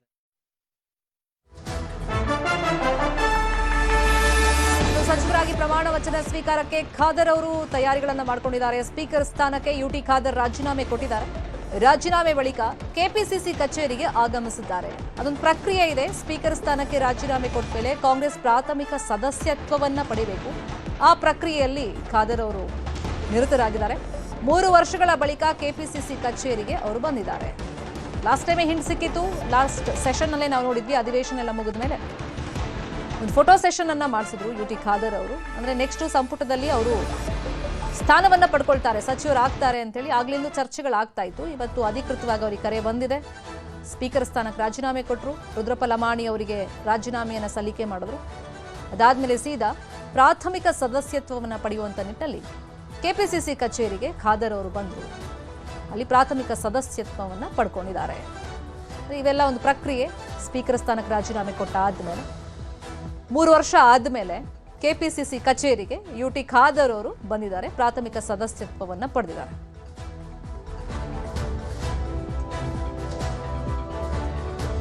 ಲೋಕಭವನದಲ್ಲಿ ಪದಗ್ರಹಣಕ್ಕೆ ಎಲ್ಲಾ ರೀತಿಯ ತಯಾರಿಗಳಾಗಿದೆ. ಆಲ್ಮೋಸ್ಟ್ ಅಂತಿಮ ಹಂತಕ್ಕೆ ಬಂದಿದೆ. MB ಪಾಟೀಲ್ ಅವರು ಮಾತಾಡ್ತಾ ಇದ್ದಾರೆ, ನೋಡೋಣ. ನಮಗೆ ಬಹಳಷ್ಟು ಸವಾಲುಗಳಿದಾವೆ. ಯಾಕಂದ್ರೆ ಚುನಾವಣೆ ಇನ್ನು 1 ವರ್ಷ ಬಿಟ್ಟು ನೆಕ್ಸ್ಟ್ ಮುಂದಿನ ವರ್ಷ ಚುನಾವಣೆನೇ ಕಡೆ ಲಕ್ಷ್ಯ ಹೋಗ್ಬಿಡ್ತದೆ. ಹೀಗಾಗಿ ನಾವೆಲ್ಲ ರೀತಿಯಿಂದ ಸಚಿವರೇನಾಗಿದ್ದೀವಿ, ನಾವೆಲ್ಲರೂ ಕೂಡ ಪರ್ಫಾರ್ಮೆನ್ಸ್ ಮಾಡಬೇಕು. ಇವತ್ತು ಜನರ ಬಳಿಗೆ ಹೋಗಬೇಕು, ಜನರ ವಿಶ್ವಾಸವನ್ನು ಇನ್ನಷ್ಟು ಹೆಚ್ಚಿಗೊಳಿಸ್ಕೋಬೇಕು. ತನ್ಮೂಲಕ ಕಾಂಗ್ರೆಸ್ ಪಕ್ಷ 150 ಸೀಟನ್ನು ಪಡ್ಕೊಳ್ಬೇಕು. ಆ ದಿಶೆಯಲ್ಲಿ ನಾವೆಲ್ಲ ಪ್ರಯತ್ನ ಮಾಡೋದಾಗಿ ಒಂದು ದಿವಸ ಅವ್ರಿಗೂ ಕೂಡ ಹೇಳಿದ್ದೀವಿ. ಅವರು ಕೂಡ ಭಾಳ ಓಪನ್ ಆಗಿ ಇವತ್ತೊಂದು ದಿವಸ ಎಲ್ಲರನ್ನೂ ಸ್ವೀಕಾರ ಮಾಡಿ, ಎಲ್ಲರ ಜೊತೆ ಸ್ವೀಕಾರ ಮಾಡಿ, ಎಲ್ಲರ ಸಲಹೆ ತಗೊಂಡ್ಕೊಂಡು ಇವತ್ತೊಂದು ದಿವಸ ಒಂದು ಕಲೆಕ್ಟಿವ್ ಇದರಲ್ಲಿ ಇವತ್ತೊಂದು ದಿವಸ ನಾವೆಲ್ಲರೂ ಕೂಡ ಮುನ್ನಡೆಯುವಂಥ ಆಶಯವನ್ನು ನಮ್ಮ ಮುಖ್ಯಮಂತ್ರಿಗಳಂತ ಆಗುವಂಥ DK ಶಿವಕುಮಾರ್ ಅವ್ರಿಗಿದೆ ಅನ್ನೋ ಮಾತನ್ನು ಹೇಳ್ತೇನೆ. ಆ ಜೊತೆಗೆ ಸಿದ್ದರಾಮಯ್ಯನವರ ಒಂದು ಮಾರ್ಗದರ್ಶನ, ಅವರೊಂದು ನೇತೃತ್ವ, ಅವರು ಒಬ್ಬ ಕರ್ನಾಟಕ ರಾಜ್ಯಕ್ಕಂತ ಶ್ರೇಷ್ಠ ನಾಯಕ. ಅವರು ಮಾಸ್ ಲೀಡರ್. ಇವತ್ತೊಂದು ದಿವಸ ಅವ್ರನ್ನ ನಾವು ತಗೊಂಡು ಹೋಗಿ ಜನರ ಮುಂದೆ ಹೋದಾಗ ಜನರಿಗೆ DK ಶಿವಕುಮಾರ್ ಅವ್ರ ಜೊತೆ ಕೂಡಿ ಎರಡೂ ಕೂಡಿ ಹೋದಾಗ ನಮಗೆ ಒಂದು ದೊಡ್ಡದಾದಂಥ ಶಕ್ತಿ ನಮಗೆ ಬರ್ತದೆ. ಆ ದಿಶೆಯಲ್ಲಿ ಎಲ್ಲರೂ ಒಕ್ಕಲು ಕೆಲಸ ಮಾಡ್ತೀವಿ. ಥ್ಯಾಂಕ್ ಯು, ಧನ್ಯವಾದಗಳು. ಖಾತೆ ನೋಡಿ, ಬಿ ಪಾಟೀಲ್ ಅವರ ಮಾತು. ಇನ್ನೊಂದು ಕಡೆ ಲೋಕಭವನದಲ್ಲಿ ಎಲ್ಲ ಸಿದ್ಧತೆಗಳಾಗಿದೆ. ಆಲ್ರೆಡಿ ಈಗ ಆಹ್ವಾನಿತರು ಬರ್ತಾ ಇದ್ದಾರೆ, ಪಾಸ್ಗಳನ್ನು ತೋರಿಸಿ ಒಳಗಡೆ ಸೆಟಲ್ ಆಗ್ತಾ ಇದ್ದಾರೆ. ವೇದಿಕೆ ಕೂಡ ಸಿದ್ಧವಾಗಿದೆ, ದೃಶ್ಯಗಳಲ್ಲಿ ಗಮನಿಸ್ತಾ ಇದ್ದೀವಿ. ವೇದಿಕೆ ತನಕ ತೆರಳಕ್ಕೆ ಯಾರಿಗಾಗಲ್ಲ, ಅವರಿಗೆ ಎಲೆಕ್ಟ್ರಿಕ್ ವಾಹನಗಳು ಕೂಡ ಅಲ್ಲಿ ಸಿದ್ಧವಾಗಿದೆ. ಆ ಪ್ರಿಪರೇಷನ್ ಬಗ್ಗೆ ಇನ್ನಷ್ಟು ಡೀಟೇಲ್ ಆಗಿ ಇನ್ಫಾರ್ಮೇಶನ್ ಕೊಡ್ತಾ ಹೋಗೋದಕ್ಕೆ ನೇರ ಸಂಪರ್ಕದಲ್ಲಿ ಕನೆಕ್ಟ್ ಆಗಿದ್ದಾರೆ ನಮ್ಮ ಪೊಲಿಟಿಕಲ್ ಬ್ಯೂರೋ ರಿಪೋರ್ಟರ್ ಹೆಬ್ಬಾಕ ತಿಮ್ಮೇಗೌಡರು. ತಿಮ್ಮೇಗೌಡ್ರೆ, 12 ಗಂಟೆ ನಂತರ ಅಲ್ಲಿ ಸುತ್ತಮುತ್ತಲೂ ಮಾರ್ಗ ಬದಲಾವಣೆ ಆಗುತ್ತೆ, ಕೆಲವೊಂದು ರಸ್ತೆಗಳು ನಿರ್ಬಂಧ ಅಂತ ಹೇಳ್ತಾ ಇದ್ರು. ಸದ್ಯಕ್ಕೆ ಯಾವ್ಯಾವ ರೋಡ್ ಕ್ಲೋಸ್ ಆಗಿದೆ, ಮತ್ತೆ ವಿಐಪಿಗಳು ಬರ್ತಾ ಇದ್ದಾರಾ ಇವಾಗ? ಖಂಡಿತವಾಗಿ ಬರ್ತಾ ಇದ್ದಾರೆ. ಕಾರ್ಯಕರ್ತರು, ಅಭಿಮಾನಿಗಳು ಎಲ್ಲರೂ ಕೂಡ ಅಭಿಮಾನಿಗಳ ದಂಡೆ ರಾಜಭವನದ ಲೋಕಭವನದತ್ತ ಹರಿದು ಬರ್ತಾ ಇರತಕ್ಕಂಥದ್ದು. ಸಂಜೆ 4:05 ಸಲ್ಲುವ ಶುಭ ಗಳಿಗೆಯಲ್ಲಿ ಡಿ.ಕೆ. ಶಿವಕುಮಾರ್ ಅವರು ಪ್ರಮಾಣ ವಚನವನ್ನು ಸ್ವೀಕಾರ ಮಾಡಲಿದ್ದಾರೆ. ಈ ಹಿನ್ನೆಲೆಯಲ್ಲಿ ಸುಮಾರು 3,000ಕ್ಕೂ ಹೆಚ್ಚು ಪಾಸ್ಗಳನ್ನ ವಿತರಣೆ ಮಾಡಲಾಗಿರ್ತಕ್ಕಂಥದ್ದು. ಎ ಕೆಟಗರಿಯ 600, ಬಿ ಕೆಟಗರಿಯ 600, ಮತ್ತೊಂದು ಕಡೆಯಾಗಿ ಸಿ ಕೆಟಗರಿಯ 650, ಮತ್ತೊಂದು ಕಡೆಗೆ ವಿಐಪಿ ಪಾಸ್ಗಳನ್ನು ಕೂಡ ಸೇರಿದಂತೆ 3,000ಕ್ಕೂ ಹೆಚ್ಚು ಪಾಸ್ಗಳನ್ನ ವಿತರಣೆ ಮಾಡಲಾಗಿದೆ. ಈ ನೋಡ್ತಾ ಇರಬಹುದು ದೃಶ್ಯದಲ್ಲಿ ಏನು ಲೋಕಭವನದ ಸುತ್ತಮುತ್ತ ವ್ಯಾಪಕವಾದಂತಹ ಬಿಗಿ ಭದ್ರತೆಯನ್ನು ಕೂಡ ಕಲ್ಪಿಸಿರುವಂತದ್ದು. ವಿಐಪಿ ಪಾಸ್ಗಳನ್ನ ಹಿಡಿದು ಸುಮಾರು ಜನ ಇತ್ತ ಆಗಮಿಸ್ತಾ ಇದ್ದಾರೆ. ಇದೀಗ ನಮ್ಮ ಜೊತೆ ಮಾತನಾಡೋದಕ್ಕೆ ಚಿಕ್ಕಬಳ್ಳಾಪುರ ಶಾಸಕರಾದಂತಹ ಪ್ರದೀಪ್ ಈಶ್ವರ್ ಅವರು ಇದ್ದಾರೆ. ಮಾತನಾಡ್ತೀನಿ ಸರ್, ಈ ಕ್ಷಣ ಏನು ಅನಿಸ್ತಾ ಇದೆ? ನಿಮ್ಮ ನಾಯಕರು ಪದಗ್ರಹಣ ಮಾಡ್ತಾ ಇದ್ದಾರೆ. ಡಿ.ಕೆ. ಶಿವಕುಮಾರ್ ಸಾಹೇಬರು ಪಕ್ಷ ಸಂಘಟನೆಯಿಂದ ಬಂದವರು. ಅವ್ರ 45 ವರ್ಷದ ಪರಿಶ್ರಮಕ್ಕೆ ಫಲ ಸಿಕ್ಕಿದೆ. ರಾಜ್ಯಕ್ಕೆ ಬಹಳ ಭರವಸೆ ಇದೆ, ಅದನ್ನೆಲ್ಲ ಈಡೇರಿಸ್ತಾರೆ. ಒಂದು ಯಶಸ್ವಿ ಕರ್ನಾಟಕದನ್ನ ಕೊಂಡೊಯ್ತಾರೆ ಅಂತ ನನ್ನ ಭಾವನೆ. ಅವ್ರಿಗೂ ಒಳ್ಳೇದಾಗಬೇಕು. ಮತ್ತು ಇವಾಗೇನು 13 ಜನ ಮಿನಿಸ್ಟರ್ಸ್ ಎಲ್ಲ ಡಿಸರ್ವ್ ಇದ್ದಾರೆ, ಅವ್ರಿಗೂ ಒಳ್ಳೇದಾಗಬೇಕು. ಆಲ್ ದಿ ಬೆಸ್ಟ್ ಹೇಳ್ತೀನಿ. ಎಲ್ಲ ಅರ್ಹರನ್ನೇ ಆಯ್ಕೆ ಮಾಡಿದ್ದಾರೆ ಅಂತ. ಎರಡನೇ ಹಂತದ ಸಚಿವ ಸಂಪುಟ ರಚನೆ ಸಂದರ್ಭದಲ್ಲಿ ಯುವ ಶಾಸಕರಿಗೆ, ಹೊಸ ಶಾಸಕರಿಗೆ ಆದ್ಯತೆ ಸಿಗುತ್ತೆ ಅಂತ ತಮ್ಗೆ ತಾವು ಡೆಲ್ಲಿಗೆ ಹೋಗಿದ್ರೆ ಏನಾದ್ರು ಭರವಸೆ ಸಿಕ್ಕಿದ್ಯಾ? ಇಲ್ಲ, ಯುವ ಶಾಸಕರಿಗೆ ನಾವು ನಮ್ಮ ಸ್ಟ್ಯಾಂಡ್ ವೆರಿ ಕ್ಲಿಯರ್. ಹೊಸಬರಿಗೆ ಯಾರಿಗಾದ್ರೂ 4-5 ಜನಕ್ಕೆ ಕೊಡಿ, ಯಾರಿಗಾದ್ರೂ ಕೊಡಿ, ನಮಗೆ ಅಂತಲ್ಲ, ಹೊಸಬ್ರಿಗೆ ಕೊಡಿ ಅಂತ ನಮ್ಮ ರಿಕ್ವೆಸ್ಟು. ಪಕ್ಷ ಯಾರಿಗೆ ಕೊಟ್ಟರು ನಾವು ಅವ್ರನ್ನ ಅಭಿನಂದಿಸ್ತೀವಿ. ಕೊಡದೇ ಇದ್ರೂ ನಾವು ನಮ್ಮ ಉದ್ದೇಶ 28ಗೆ ನಾವು ಪವರ್ಗೆ ಬರಬೇಕು. 29ನಲ್ಲಿ ನಮ್ಮ ರಾಹುಲ್ ಗಾಂಧಿ ಅವರನ್ನ ನಾವು ಪ್ರಧಾನಿಯಾಗಿ ನೋಡ್ಬೇಕು, ಅಷ್ಟೇ ನಮ್ಮ ಉದ್ದೇಶ. ನಾವು ಹೊಸಬ್ರಿಗೆ ಯಾರಿಗಾದ್ರೂ ಕೊಡಿ ಅಂತ ಕೇಳ್ತೀವಿ, ಯಾರು ಕೊಟ್ಟರು ಸಂತೋಷನೇ. ಈಗ ಡಿ.ಕೆ. ಶಿವಕುಮಾರ್ ಮುಂದೆ ಅನೇಕ ಸವಾಲುಗಳಿದ್ದಾವೆ. ಗ್ಯಾರಂಟಿಗಳ ಮುನ್ನಡೆಸೋದು, 2028ಕ್ಕೆ ಪಕ್ಷವನ್ನು ಅಧಿಕಾರಕ್ಕೆ ತರುವಂತದ್ದು. ಈ ನಿಟ್ಟಿನಲ್ಲಿ ಡಿ.ಕೆ. ಶಿವಕುಮಾರ್ ಅವರು ಆಡಳಿತದಿಂದ ಹೊಸ ಶಾಸಕರಾಗಿ ಏನೆಲ್ಲ ನಿರೀಕ್ಷೆಗಳು ಇಟ್ಕೊಂಡಿದ್ದೀರಾ? ಅವ್ರಿಗೆ ರಾಜಕೀಯ ಹೊಸದೇನಲ್ಲ, ಅವ್ರಿಗೆ 7 ಬೀಳುಗಳೆಲ್ಲ ಗೊತ್ತು. DCM ಆಗಿದ್ದಾರೆ, ಪವರ್ ಮಿನಿಸ್ಟರ್ ಆಗಿದ್ರು, ಜಲಸಂಪನ್ಮೂಲ ಸಚಿವರಾಗಿದ್ರು, KPCC ಅಧ್ಯಕ್ಷರಾಗಿದ್ರು. ಇದನ್ನು ನಡೆಸ್ತಾರೆ. ಇನ್ನೂ ಶಕ್ತಿ ಬಂದಿದೆ ಅವ್ರಿಗೆ, ಇನ್ನೂ ಯಶಸ್ವಿಯಾಗಿ ನಡೆಸ್ತಾರೆ. DK. Sir all the best ಅಂತ ಹೇಳ್ತೀನಿ ಸರ್. Thank you sir. ಇದಿಷ್ಟು ಹೊಸ ಶಾಸಕರಾಗಿರ್ತಕ್ಕಂಥ ಅಂದ್ರೆ ಚಿಕ್ಕಬಳ್ಳಾಪುರ ಶಾಸಕರಾಗಿರ್ತಕ್ಕಂಥ ಪ್ರದೀಪ್ ಈಶ್ವರ್ ಅವರ ಸ್ಪಷ್ಟ ನುಡಿಗಳು. ಇನ್ನುಳಿದಂತೆ ದೃಶ್ಯದಲ್ಲಿ ನೋಡ್ತಾ ಇರಬಹುದು, ಲೋಕಭವನದ ಸುತ್ತಮುತ್ತಲ ರಸ್ತೆಗಳನ್ನ ಇದೀಗ ಸಂಪೂರ್ಣವಾಗಿ ಬಂದ್ ಮಾಡಲಾಗಿದೆ. ಮತ್ತೊಂದು ಕಡೆಗೆ ವಿಐಪಿ ವಾಹನಗಳಿಗಷ್ಟೇ, ಎಸ್ಪೆಷಲಿ ವಿಐಪಿ ವಾಹನಗಳಿಗೂ ಕೂಡ ನಿರ್ಬಂಧವನ್ನು ಹೇರಲಾಗಿದೆ. ವಿಐಪಿ ಅತಿ ಗಣ್ಯರಿಗೆ ಅಷ್ಟೇ ಈ ಒಂದು ರಸ್ತೆಗಳಲ್ಲಿ ಪ್ರವೇಶವನ್ನ ಕಲ್ಪಿಸಿರ್ತಕ್ಕಂಥದ್ದು. ಎಸ್ಪೆಷಲಿ ಏನು ವಿಐಪಿಗಳಿಗೆ ಆ ಒಂದು ಏನು ವಿಧಾನಸೌಧ ಮುಂಭಾಗದ ರಸ್ತೆಯಿಂದಲೇ ಅವರಿಗೆ ಪಿಕಪ್, ಎಲೆಕ್ಟ್ರಿಕ್ ವೆಹಿಕಲ್ ಮೂಲಕವಾಗಿ ಅವರನ್ನ ಪಿಕಪ್ ಮಾಡಲಾಗ್ತಾ ಇರ್ತಕ್ಕಂಥದ್ದು. ಮತ್ತೊಂದು ಕಡೆಗೆ ಡಿ.ಕೆ. ಶಿವಕುಮಾರ್ ಅವರ ಸಮೀಪದ ಸಂಬಂಧಿಗಳು, ಮತ್ತೊಂದು ಕಡೆಗೆ ಅವರ ಒಂದು ಆಪ್ತವಲಯದಲ್ಲಿ ಗುರುತಿಸಿಕೊಂಡಿರ್ತಕ್ಕಂಥವ್ರು ಏನು ವಿವಿಐಪಿ ಪಾಸ್ಗಳನ್ನ ಪಡ್ಕೊಂಡಿದ್ದಾರೆ. ಮತ್ತೊಂದು ಕಡೆಗೆ IAS IPS ಅಧಿಕಾರಿಗಳೇನಿದ್ದಾರೆ, ಮತ್ತೊಂದು ಕಡೆಗೆ AICC ಲೆವೆಲ್ ನಲ್ಲಿ ಗುರುತಿಸಿಕೊಂಡಿರ್ತಕ್ಕಂಥ ಪದಾಧಿಕಾರಿಗಳು, ಇವರು ಅತಿ ಮುಖ್ಯ ಗಣ್ಯರು ಏನು ಪಾಸ್ಗಳನ್ನ ಪಡೆದಿದ್ದಾರೆ. ಅವರ ವಾಹನಗಳಿಗಷ್ಟೇ ಈ ಒಂದು ಲೋಕಭವನಕ್ಕೆ ಪ್ರವೇಶವನ್ನ ಕಲ್ಪಿಸಿರ್ತಕ್ಕಂಥದ್ದು. ದೃಶ್ಯದಲ್ಲಿ ನೋಡ್ತಾ ಇರಬಹುದು, ಈ ಒಂದು ಲೋಕಭವನದ ಮುಂಭಾಗದಲ್ಲೇ ಪೊಲೀಸರು ಆ ವಾಹನಗಳನ್ನ ತಡೆದು ಮಾತ್ರ ಪ್ರವೇಶವನ್ನ ಕಲ್ಪಿಸ್ತಾ ಇರ್ತಕ್ಕಂಥದ್ದು. ಇನ್ನುಳಿದಂತೆ ಈ ಒಂದು ಲೋಕಭವನದ ಸುತ್ತಮುತ್ತ ರಸ್ತೆಗಳಲ್ಲಿ ಹೆಜ್ಜೆಗೂ ಕೂಡ ಸಾವಿರಾರು ಮಂದಿ ಪೊಲೀಸರನ್ನು ಕೂಡ ನಿಯೋಜನೆ ಮಾಡಲಾಗಿರ್ತಕ್ಕಂಥದ್ದು. ಯಾಕಂತ ಹೇಳಿದ್ರೆ ಈ ಒಂದು ಪದಗ್ರಹಣ ಸಮಾರಂಭಕ್ಕೆ ರಾಜ್ಯದಲ್ಲಿ ಅಷ್ಟೇ ಅಲ್ಲ, ಆ ರಾಷ್ಟ್ರೀಯ ಮಟ್ಟದ ನಾಯಕರು ಕೂಡ ಆಗಮಿಸ್ತಾ ಇದ್ದಾರೆ. ನೆರೆ ರಾಜ್ಯಗಳ ಮುಖ್ಯಮಂತ್ರಿಗಳು, ಹಾಲಿ ಮಾಜಿ ಮುಖ್ಯಮಂತ್ರಿಗಳು, ಏನು ಮಾಜಿ ಸಚಿವರುಗಳು, ಹಾಲಿ ಸಚಿವರುಗಳು ಎಲ್ಲರೂ ಕೂಡ ಆಗಮಿಸ್ತಾ ಇರ್ತಕ್ಕಂಥದ್ದು. ಎಸ್ಪೆಷಲಿ ಲೋಕಸಭೆ ಪ್ರತಿಪಕ್ಷ ನಾಯಕ ರಾಹುಲ್ ಗಾಂಧಿ, ಪ್ರಿಯಾಂಕಾ ಗಾಂಧಿ ಸೇರಿದಂತೆ AICC ನಾಯಕರು ಕೂಡ ಆಗಮಿಸ್ತಾ ಇದ್ದಾರೆ. ಮತ್ತೊಂದು ಕಡೆಯಾಗಿ ತೆಲಂಗಾಣ ಮುಖ್ಯಮಂತ್ರಿ ರೇವಂತ್ ರೆಡ್ಡಿ, ನೆರೆಯ ಕೇರಳ ಮುಖ್ಯಮಂತ್ರಿ ಸತೀಶನ್ ಸೇರಿದಂತೆ ನೆರೆ ರಾಜ್ಯಗಳ ಮುಖ್ಯಮಂತ್ರಿಗಳು ಕೂಡ ಆಗಮಿಸ್ತಾ ಇರ್ತಕ್ಕಂಥದ್ದು. ಸೊ ಹೀಗಾಗಿ ಇನ್ನೇನು ಮಧ್ಯಾಹ್ನ 2 ಗಂಟೆ ವೇಳೆಗೆ ಈ ಒಂದು ಲೋಕಭವನದ ಒಳಗಡೆ ಏನು ಪಾಸ್ಗಳನ್ನ ಪಡೆದಿರ್ತಕ್ಕಂಥವ್ರು ಕಡ್ಡಾಯವಾಗಿ ಹಾಜರಿರಬೇಕು ಅನ್ನುವಂಥ ನಿಟ್ಟಿನಲ್ಲಿ ಈಗಾಗಲೇ ಪೊಲೀಸ್ ಇಲಾಖೆ ಒಂದು ನಿರ್ದೇಶನವನ್ನು ಕೊಟ್ಟಿರ್ತಕ್ಕಂಥ ಹಿನ್ನೆಲೆಯಲ್ಲಿ ಏನು ಪಾಸ್ಗಳನ್ನ ಪಡೆದಿರ್ತಕ್ಕಂಥವ್ರು ಈಗಾಗಲೇ ಮಧ್ಯಾಹ್ನ 12 ಗಂಟೆಯಿಂದಲೇ ಲೋಕಭವನದತ್ತ ದಾಪುಗಾಲನ್ನು ಇಡ್ತಾ ಇದ್ದಾರೆ. ಪಾಸ್ಗಳನ್ನು ಪರಿಶೀಲನೆ ಮಾಡಿ ಅವರ ಒಂದು ಹಿನ್ನೆಲೆಯನ್ನು, ಅವರ ಒಂದು ಆಧಾರ್ ಕಾರ್ಡ್, ಅವರ ಒಂದು ವಿಳಾಸವನ್ನು ಬರ್ಕೊಂಡು ಪೊಲೀಸರು ಒಳಗಡೆ ಬಿಡುವಂಥ ಒಂದು ಕೆಲಸವನ್ನು ಮಾಡ್ತಾ ಇರ್ತಕ್ಕಂಥದ್ದು. ಸುಮಾರು 3,000ಕ್ಕೂ ಹೆಚ್ಚು ಮಂದಿ ಇಲ್ಲಿ ಸೇರುವಂಥ ಒಂದು ನಿರೀಕ್ಷೆ ಇದೆ. ಮತ್ತೊಂದು ಕಡೆಗೆ ಲೋಕಭವನದಿಂದ ಅಂದರೆ ಪಾಸ್ಗಳಿಂದ ವಂಚಿತರಾದಂಥವ್ರು, ಪಾಸ್ಗಳು ಇಲ್ಲದೇ ಇದ್ದಂಥವ್ರು ಹೊರಗಡೆಯಿಂದಲೂ ಕೂಡ ಆ ಒಂದು ಕಾರ್ಯಕ್ರಮವನ್ನು ವೀಕ್ಷಣೆ ಮಾಡುವಂಥ ಒಂದು ನಿಟ್ಟಲ್ಲಿ LED ಪರದೆಗಳನ್ನು ಲೋಕಭವನದ ಸುತ್ತಮುತ್ತ, ಆ ಕಡೆ ಚಾಲುಕ್ಯ ಸರ್ಕಲ್ ಇರ್ಬೋದು, ಈ ಕಡೆ ಲೋಕಭವನದ ಮುಂಭಾಗ ರಸ್ತೆ, ವಿಧಾನಸೌಧ ಸುತ್ತಮುತ್ತಲ ಭಾಗದಲ್ಲಿ LED ಪರದೆಗಳನ್ನು ಹಾಕೋದ್ರ ಮುಖಾಂತರ ಕಾರ್ಯಕ್ರಮ ವೀಕ್ಷಣೆಗೆ ಒಂದು ಅವಕಾಶವನ್ನು ಕೂಡ ಮಾಡಿಕೊಡಲಾಗಿರ್ತಕ್ಕಂಥದ್ದು. ಇನ್ನುಳಿದಂತೆ DK ಶಿವಕುಮಾರ್ ಅವರು ಪ್ರಮಾಣ ವಚನದ ಬಳಿಕ ನೂತನ ಮುಖ್ಯಮಂತ್ರಿಯಾಗಿ ರೋಡ್ ಶೋವನ್ನು ನಡೆಸುವಂಥದ್ದು. ಲೋಕಭವನದಿಂದ ವಿಧಾನಸೌಧದವರೆಗೆ ತೆರೆದ ಜೀಪಿನಲ್ಲಿ ರೋಡ್ ಶೋ ನಡೆಸೋದ್ರ ಮುಖಾಂತರ ವಿಧಾನಸೌಧ ಮುಂಭಾಗದಲ್ಲಿರ್ತಕ್ಕಂಥ ಗಾಂಧಿ ಪ್ರತಿಮೆ, ಬಸವೇಶ್ವರ ಪ್ರತಿಮೆ ಮತ್ತೆ ಕೆಂಪೇಗೌಡ ಪ್ರತಿಮೆಗೆ ಮಾಲಾರ್ಪಣೆಯನ್ನು ಮಾಡೋದ್ರ ಮುಖಾಂತರ ಅಲ್ಲಿ ನಮಸ್ಕರಿಸಿ ಆ ಬಳಿಕ ವಿಧಾನಸೌಧಕ್ಕೆ ತೆರಳಿ ಮೊದಲ ಸಚಿವ ಸಂಪುಟ ಸಭೆಯನ್ನ ನಡೆಸಲಿದ್ದಾರೆ ಅನ್ನುವಂಥ ಒಂದು ತಕ್ಷಣದ ಮಾಹಿತಿ ಲಭ್ಯ ಆಗಿರುವಂತದ್ದು. ಥ್ಯಾಂಕ್ ಯು ತಿಮ್ಮೇಗೌಡ ಈ ಕ್ಷಣದ ಮಾಹಿತಿಯನ್ನು ಕೊಟ್ಟಿದ್ದಕ್ಕೆ. ಇನ್ನೊಂದು ಕಡೆ ಈಗ ಪ್ರಮಾಣ ವಚನ ಸ್ವೀಕಾರಕ್ಕೆ ಅಧಿಕೃತವಾಗಿ ಕರೆ ಹೋಗಿದೆ. ಎಲ್ಲರೂ ಕೂಡ ತಮ್ಮ ಕುಟುಂಬ ಸದಸ್ಯರ ಜೊತೆಯಲ್ಲಿ ಲೋಕಭವನದ ಕಡೆಗೆ ತೆರಳೋದಕ್ಕೆ ತಯಾರಿಗಳು ನಡೆಸ್ಕೊಂಡಿದ್ದಾರೆ. DK ಸಂಪುಟದಲ್ಲಿ ಯಾರೆಲ್ಲ ಸೇರ್ಪಡೆ ಆಗ್ತಿದ್ದಾರೆ ಅವರು. ಇನ್ನು ಖಾದರ್ ಅವ್ರಿಗೂ ಕರೆ ಬಂದಿದೆ. ಅವರು ಸ್ಪೀಕರ್ ಸ್ಥಾನಕ್ಕೆ ರಾಜೀನಾಮೆ ಕೊಟ್ಟು KPCC ಕಚೇರಿಗೆ ಬಂದು ಪ್ರಾಥಮಿಕ ಸದಸ್ಯತ್ವ ಪಡ್ಕೊಂಡಿದ್ದಾರೆ. ಈ ಸಂದರ್ಭದಲ್ಲಿ ಏನ್ ಮಾತಾಡಿದ್ದಾರೆ ನಮ್ಮ political bureau reporter Krishna Khader ಅವರನ್ನು ಮಾತಾಡಿಸಿದ್ದಾರೆ, ನೋಡೋಣ. ಜೊತೆಗೆ ಮಾಜಿ ಸ್ಪೀಕರ್ UT ಖಾದರ್ ಅವರಿದ್ದಾರೆ. ಸರ್, ಇವತ್ತು KPCC ಕಚೇರಿಗೆ ಬಂದಿದ್ದಾರೆ. ಇಷ್ಟು ದಿನಗಳ ಕಾಲ ಸ್ಪೀಕರ್ ಆಗಿ ನೋಡಿದ್ವು, ರಾಜ್ಯದ ಜನರು ಕೂಡ ನೋಡಿದ್ರು. ಈಗ ಶಾಲನ್ನು ಹಾಕೊಂಡು ನಿಂತಿದ್ದೀರಿ, ಏನಂತೀರಿ ಸರ್? ನನಗೆ ಅತ್ಯಂತ ಸಂತೋಷವಾಗ್ತಿದೆ. ನನಗೆ ಯಾಕೆಂತ ಹೇಳಿದ್ರೆ, ನಾನು ಸ್ಪೀಕರ್ ಸ್ಥಾನ ಇದ್ದಾಗ ಅಥವಾ ಮಂತ್ರಿ ಸ್ಥಾನ ಸಿಕ್ಕಿಲ್ಲ ಅಂತೇಳಿ ನನಗೆ ಯಾವುದು ಬೇಸರ ಇರಲಿಲ್ಲ. ಸ್ಪೀಕರ್ ಸ್ಥಾನನೇ ಸಂತೋಷವಾಗಿ ಸ್ವೀಕರಿಸಿದೆ. ನನಗೆ ಬಹುಶಃ ಯಾವುದು ಮಿಸ್ ಆಗ್ತದೆ ಅಂತ ಹೇಳಿದ್ರೆ, ಈ ಕಾಂಗ್ರೆಸ್ ಕಚೇರಿ ಮತ್ತು ನನ್ನ ಕ್ಷೇತ್ರದ ಕಾಂಗ್ರೆಸ್ ಕಾರ್ಯಕರ್ತರ ನಿಕಟದ ಸಂಪರ್ಕ ಕಾರ್ಯಕ್ರಮ ಹೋಗುವುದು ನನಗೆ ಬಹಳಷ್ಟು ಮಿಸ್ ಆಗ್ತಿತ್ತು. ನನಗೆ ಅತ್ಯಂತ ಸಂತೋಷ. ಇವತ್ತು ಮೇಲೆ ನಮಗೆ ಮಂತ್ರಿ ಸ್ಥಾನ ಕೊಟ್ಟಿದ್ದಾರೆ. ಅದಕ್ಕಿಂತ ಹೆಚ್ಚಿನ ಸಂತೋಷ ಏನಂತ ಹೇಳಿದ್ರೆ, ಈ ಒಂದು ಬಹಳಷ್ಟು 3 ವರ್ಷದ ನಂತರ ಈ ಒಂದು ಚಿಹ್ನೆ ಇರುವಂತಹ ಶಾಲ್ ಅನ್ನು ಹಾಕ್ತಾ ಇದ್ದೇನೆ. ಮತ್ತು ನಾನು ಸಣ್ಣದಿಂದಲೇ ಬಂದು ಹೋಗ್ತಂತ ಈ KPCC ಕಚೇರಿಗೆ ಮತ್ತು ಕಾರ್ಯದರ್ಶಿಗೆ ಫ್ರೀಯಾಗಿ ಯಾವುದೇ ಒಂದು ನಿರ್ಬಂಧ ಇಲ್ಲದೆ ಫ್ರೀಯಾಗಿ ಬೆರೆತುಕೊಳ್ಳಲಿಕ್ಕೆ ನನಗೆ ಅತ್ಯಂತ ಸಂತುಷ್ಟನಾಗಿ ಹೇಳಲಿಕ್ಕೆ ನಾನು ಇವತ್ತು ಬಯಸ್ತೇನೆ. ಅದಕ್ಕೆ ರಾಜೀನಾಮೆ ಕೊಟ್ಟ ತಕ್ಷಣ ಏನು ನಾನು ಇಷ್ಟು ವರ್ಷದ ಹಂಬಲ ಪಡ್ತಿದ್ದೇನೋ ಒಂದು ಕಾರ್ಯಕರ್ತರನ್ನು ಸೇರ್ಬೇಕಂತೇಳಿ ಅಥವಾ ಈ ಒಂದು ಕಚೇರಿಗೆ ಹೋಗ್ಬೇಕಂತೇಳಿ ಅಧಿಕಾರ ಸ್ವೀಕಾರ ಮುಂಚೆ ಈ ಕಚೇರಿಗೆ ಬಂದೇ ಹೋಗುವುದು. ಸಿದ್ದರಾಮಯ್ಯ ಕ್ಯಾಬಿನೆಟ್ ಅಲ್ಲಿ ಮಂತ್ರಿ ಆಗಬೇಕಂತಿತ್ತು UT ಖಾದರ್. ಈಗ DK ಶಿವಕುಮಾರ್ ಕ್ಯಾಬಿನೆಟ್ ಅಲ್ಲಿ ಮಂತ್ರಿ ಆಗುವಂತ ಒಂದು ಖಚಿತತೆ ಇದೆಯಾ ಸರ್? ಈಗ ಏನಾದ್ರು ಬಂದು ಫೋನ್ ಮಾಡಿದ್ರು ಸರ್ DK ಶಿವಕುಮಾರ್ ಅವರು?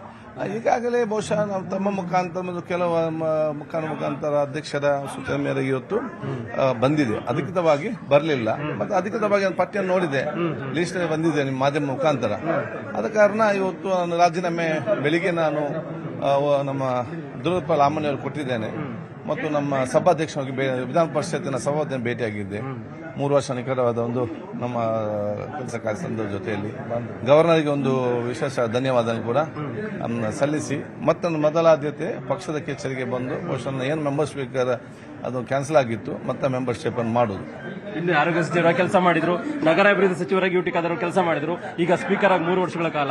ಈಗ ಮುಂದಿನ 2 ವರ್ಷಗಳಲ್ಲಿ ಖಾದರ್ ಅವರು ಮಂತ್ರಿಯಾಗಿ ಯಾವ ಖಾತೆಯನ್ನು ನಿಭಾಯಿಸ್ತಾರೆ ಸರ್? ಯಾವ ಖಾತೆ ಕೊಟ್ಟರು ನಾವು ನಿಭಾಯಿಸ್ತೇವೆ. ಪ್ರತಿಯೊಂದು ಖಾತೆ ಕೂಡ ಮಹತ್ವದ ಖಾತೆ. ಯಾವ ಖಾತೆ ಜನರಿಗೆ ಪ್ರಯೋಜನ ಕೆಲಸ ನಾವು ಮಾಡಬಹುದು. ಖಾತೆ ಒಂದು ಕೆಲಸ ಮಾಡುವಂತ ನಿರ್ದಿಷ್ಟವಾದ ಕೆಲಸ. ಸರ್ಕಾರ ಅಂತಿಲ್ಲ, ಕ್ಯಾಬಿನೆಟ್ ಅಲ್ಲಿ ಯಾವ ತೀರ್ಮಾನ ನಾವು ತಗೊಳ್ಬಹುದು. ಕೊನೆ ಪ್ರಶ್ನೆ ಸರ್, ಇಷ್ಟು ದಿನಗಳ ಕಾಲ ಖಾದರ್ ಅವರು ಎಲ್ಲ ಒಂದ್ ಕಡೆ 2 ಪಕ್ಷಗಳನ್ನು ಕೂಡ ಒಟ್ಟಾಗಿ ತೆಗೆದುಕೊಂಡು ಸ್ಪೀಕರ್ ಕೆಲಸ ಮಾಡ್ತಾ ಇದ್ರು. ಈಗ ಪ್ರತಿಪಕ್ಷವನ್ನ ಎದುರಿಸುವಂತ ಒಂದು ಕೆಲಸವನ್ನ ಮಾಡಬೇಕು ಅಂದ್ರೆ ಪ್ರತಿಪಕ್ಷವನ್ನು ವಿಶ್ವಾಸ ತೆಗೆದುಕೊಂಡು ಕೆಲಸ ಮಾಡ್ತಾರೆ ಸ್ಪೀಕರ್ ಆಗಿ. ಈಗ ಮಂತ್ರಿಯಾಗಿ ಎದುರಿಸಬೇಕು, ಏನ್ ಹೇಳ್ತೀರಿ ಸರ್? ಪ್ರತಿಪಕ್ಷ ನೋಡಿ, ಅವ್ರ ನಮ್ಮೆಲ್ಲ ಮಿತ್ರ ಪಕ್ಷಗಳು. ಸಮಾಜದ ಸಕಾರಾತ್ಮಕವಾದ ನಿಲುವಿಗೆ ಬಹುಶಃ ನಾವು ಸಂಪೂರ್ಣವಾದ ಜೊತೆಯಲ್ಲಿ ಇರ್ತೇವೆ. ತತ್ವ ಆದರ್ಶದಲ್ಲಿ ವ್ಯತ್ಯಾಸ ಬಂದಾಗ ಕೆಲವು ಚರ್ಚೆಗಳು ಬರ್ತದೆ.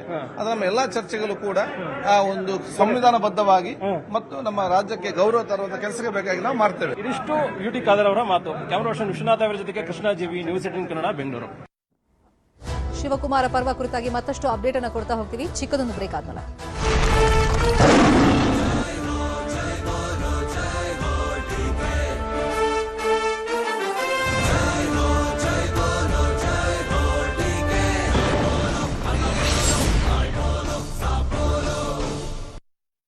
No.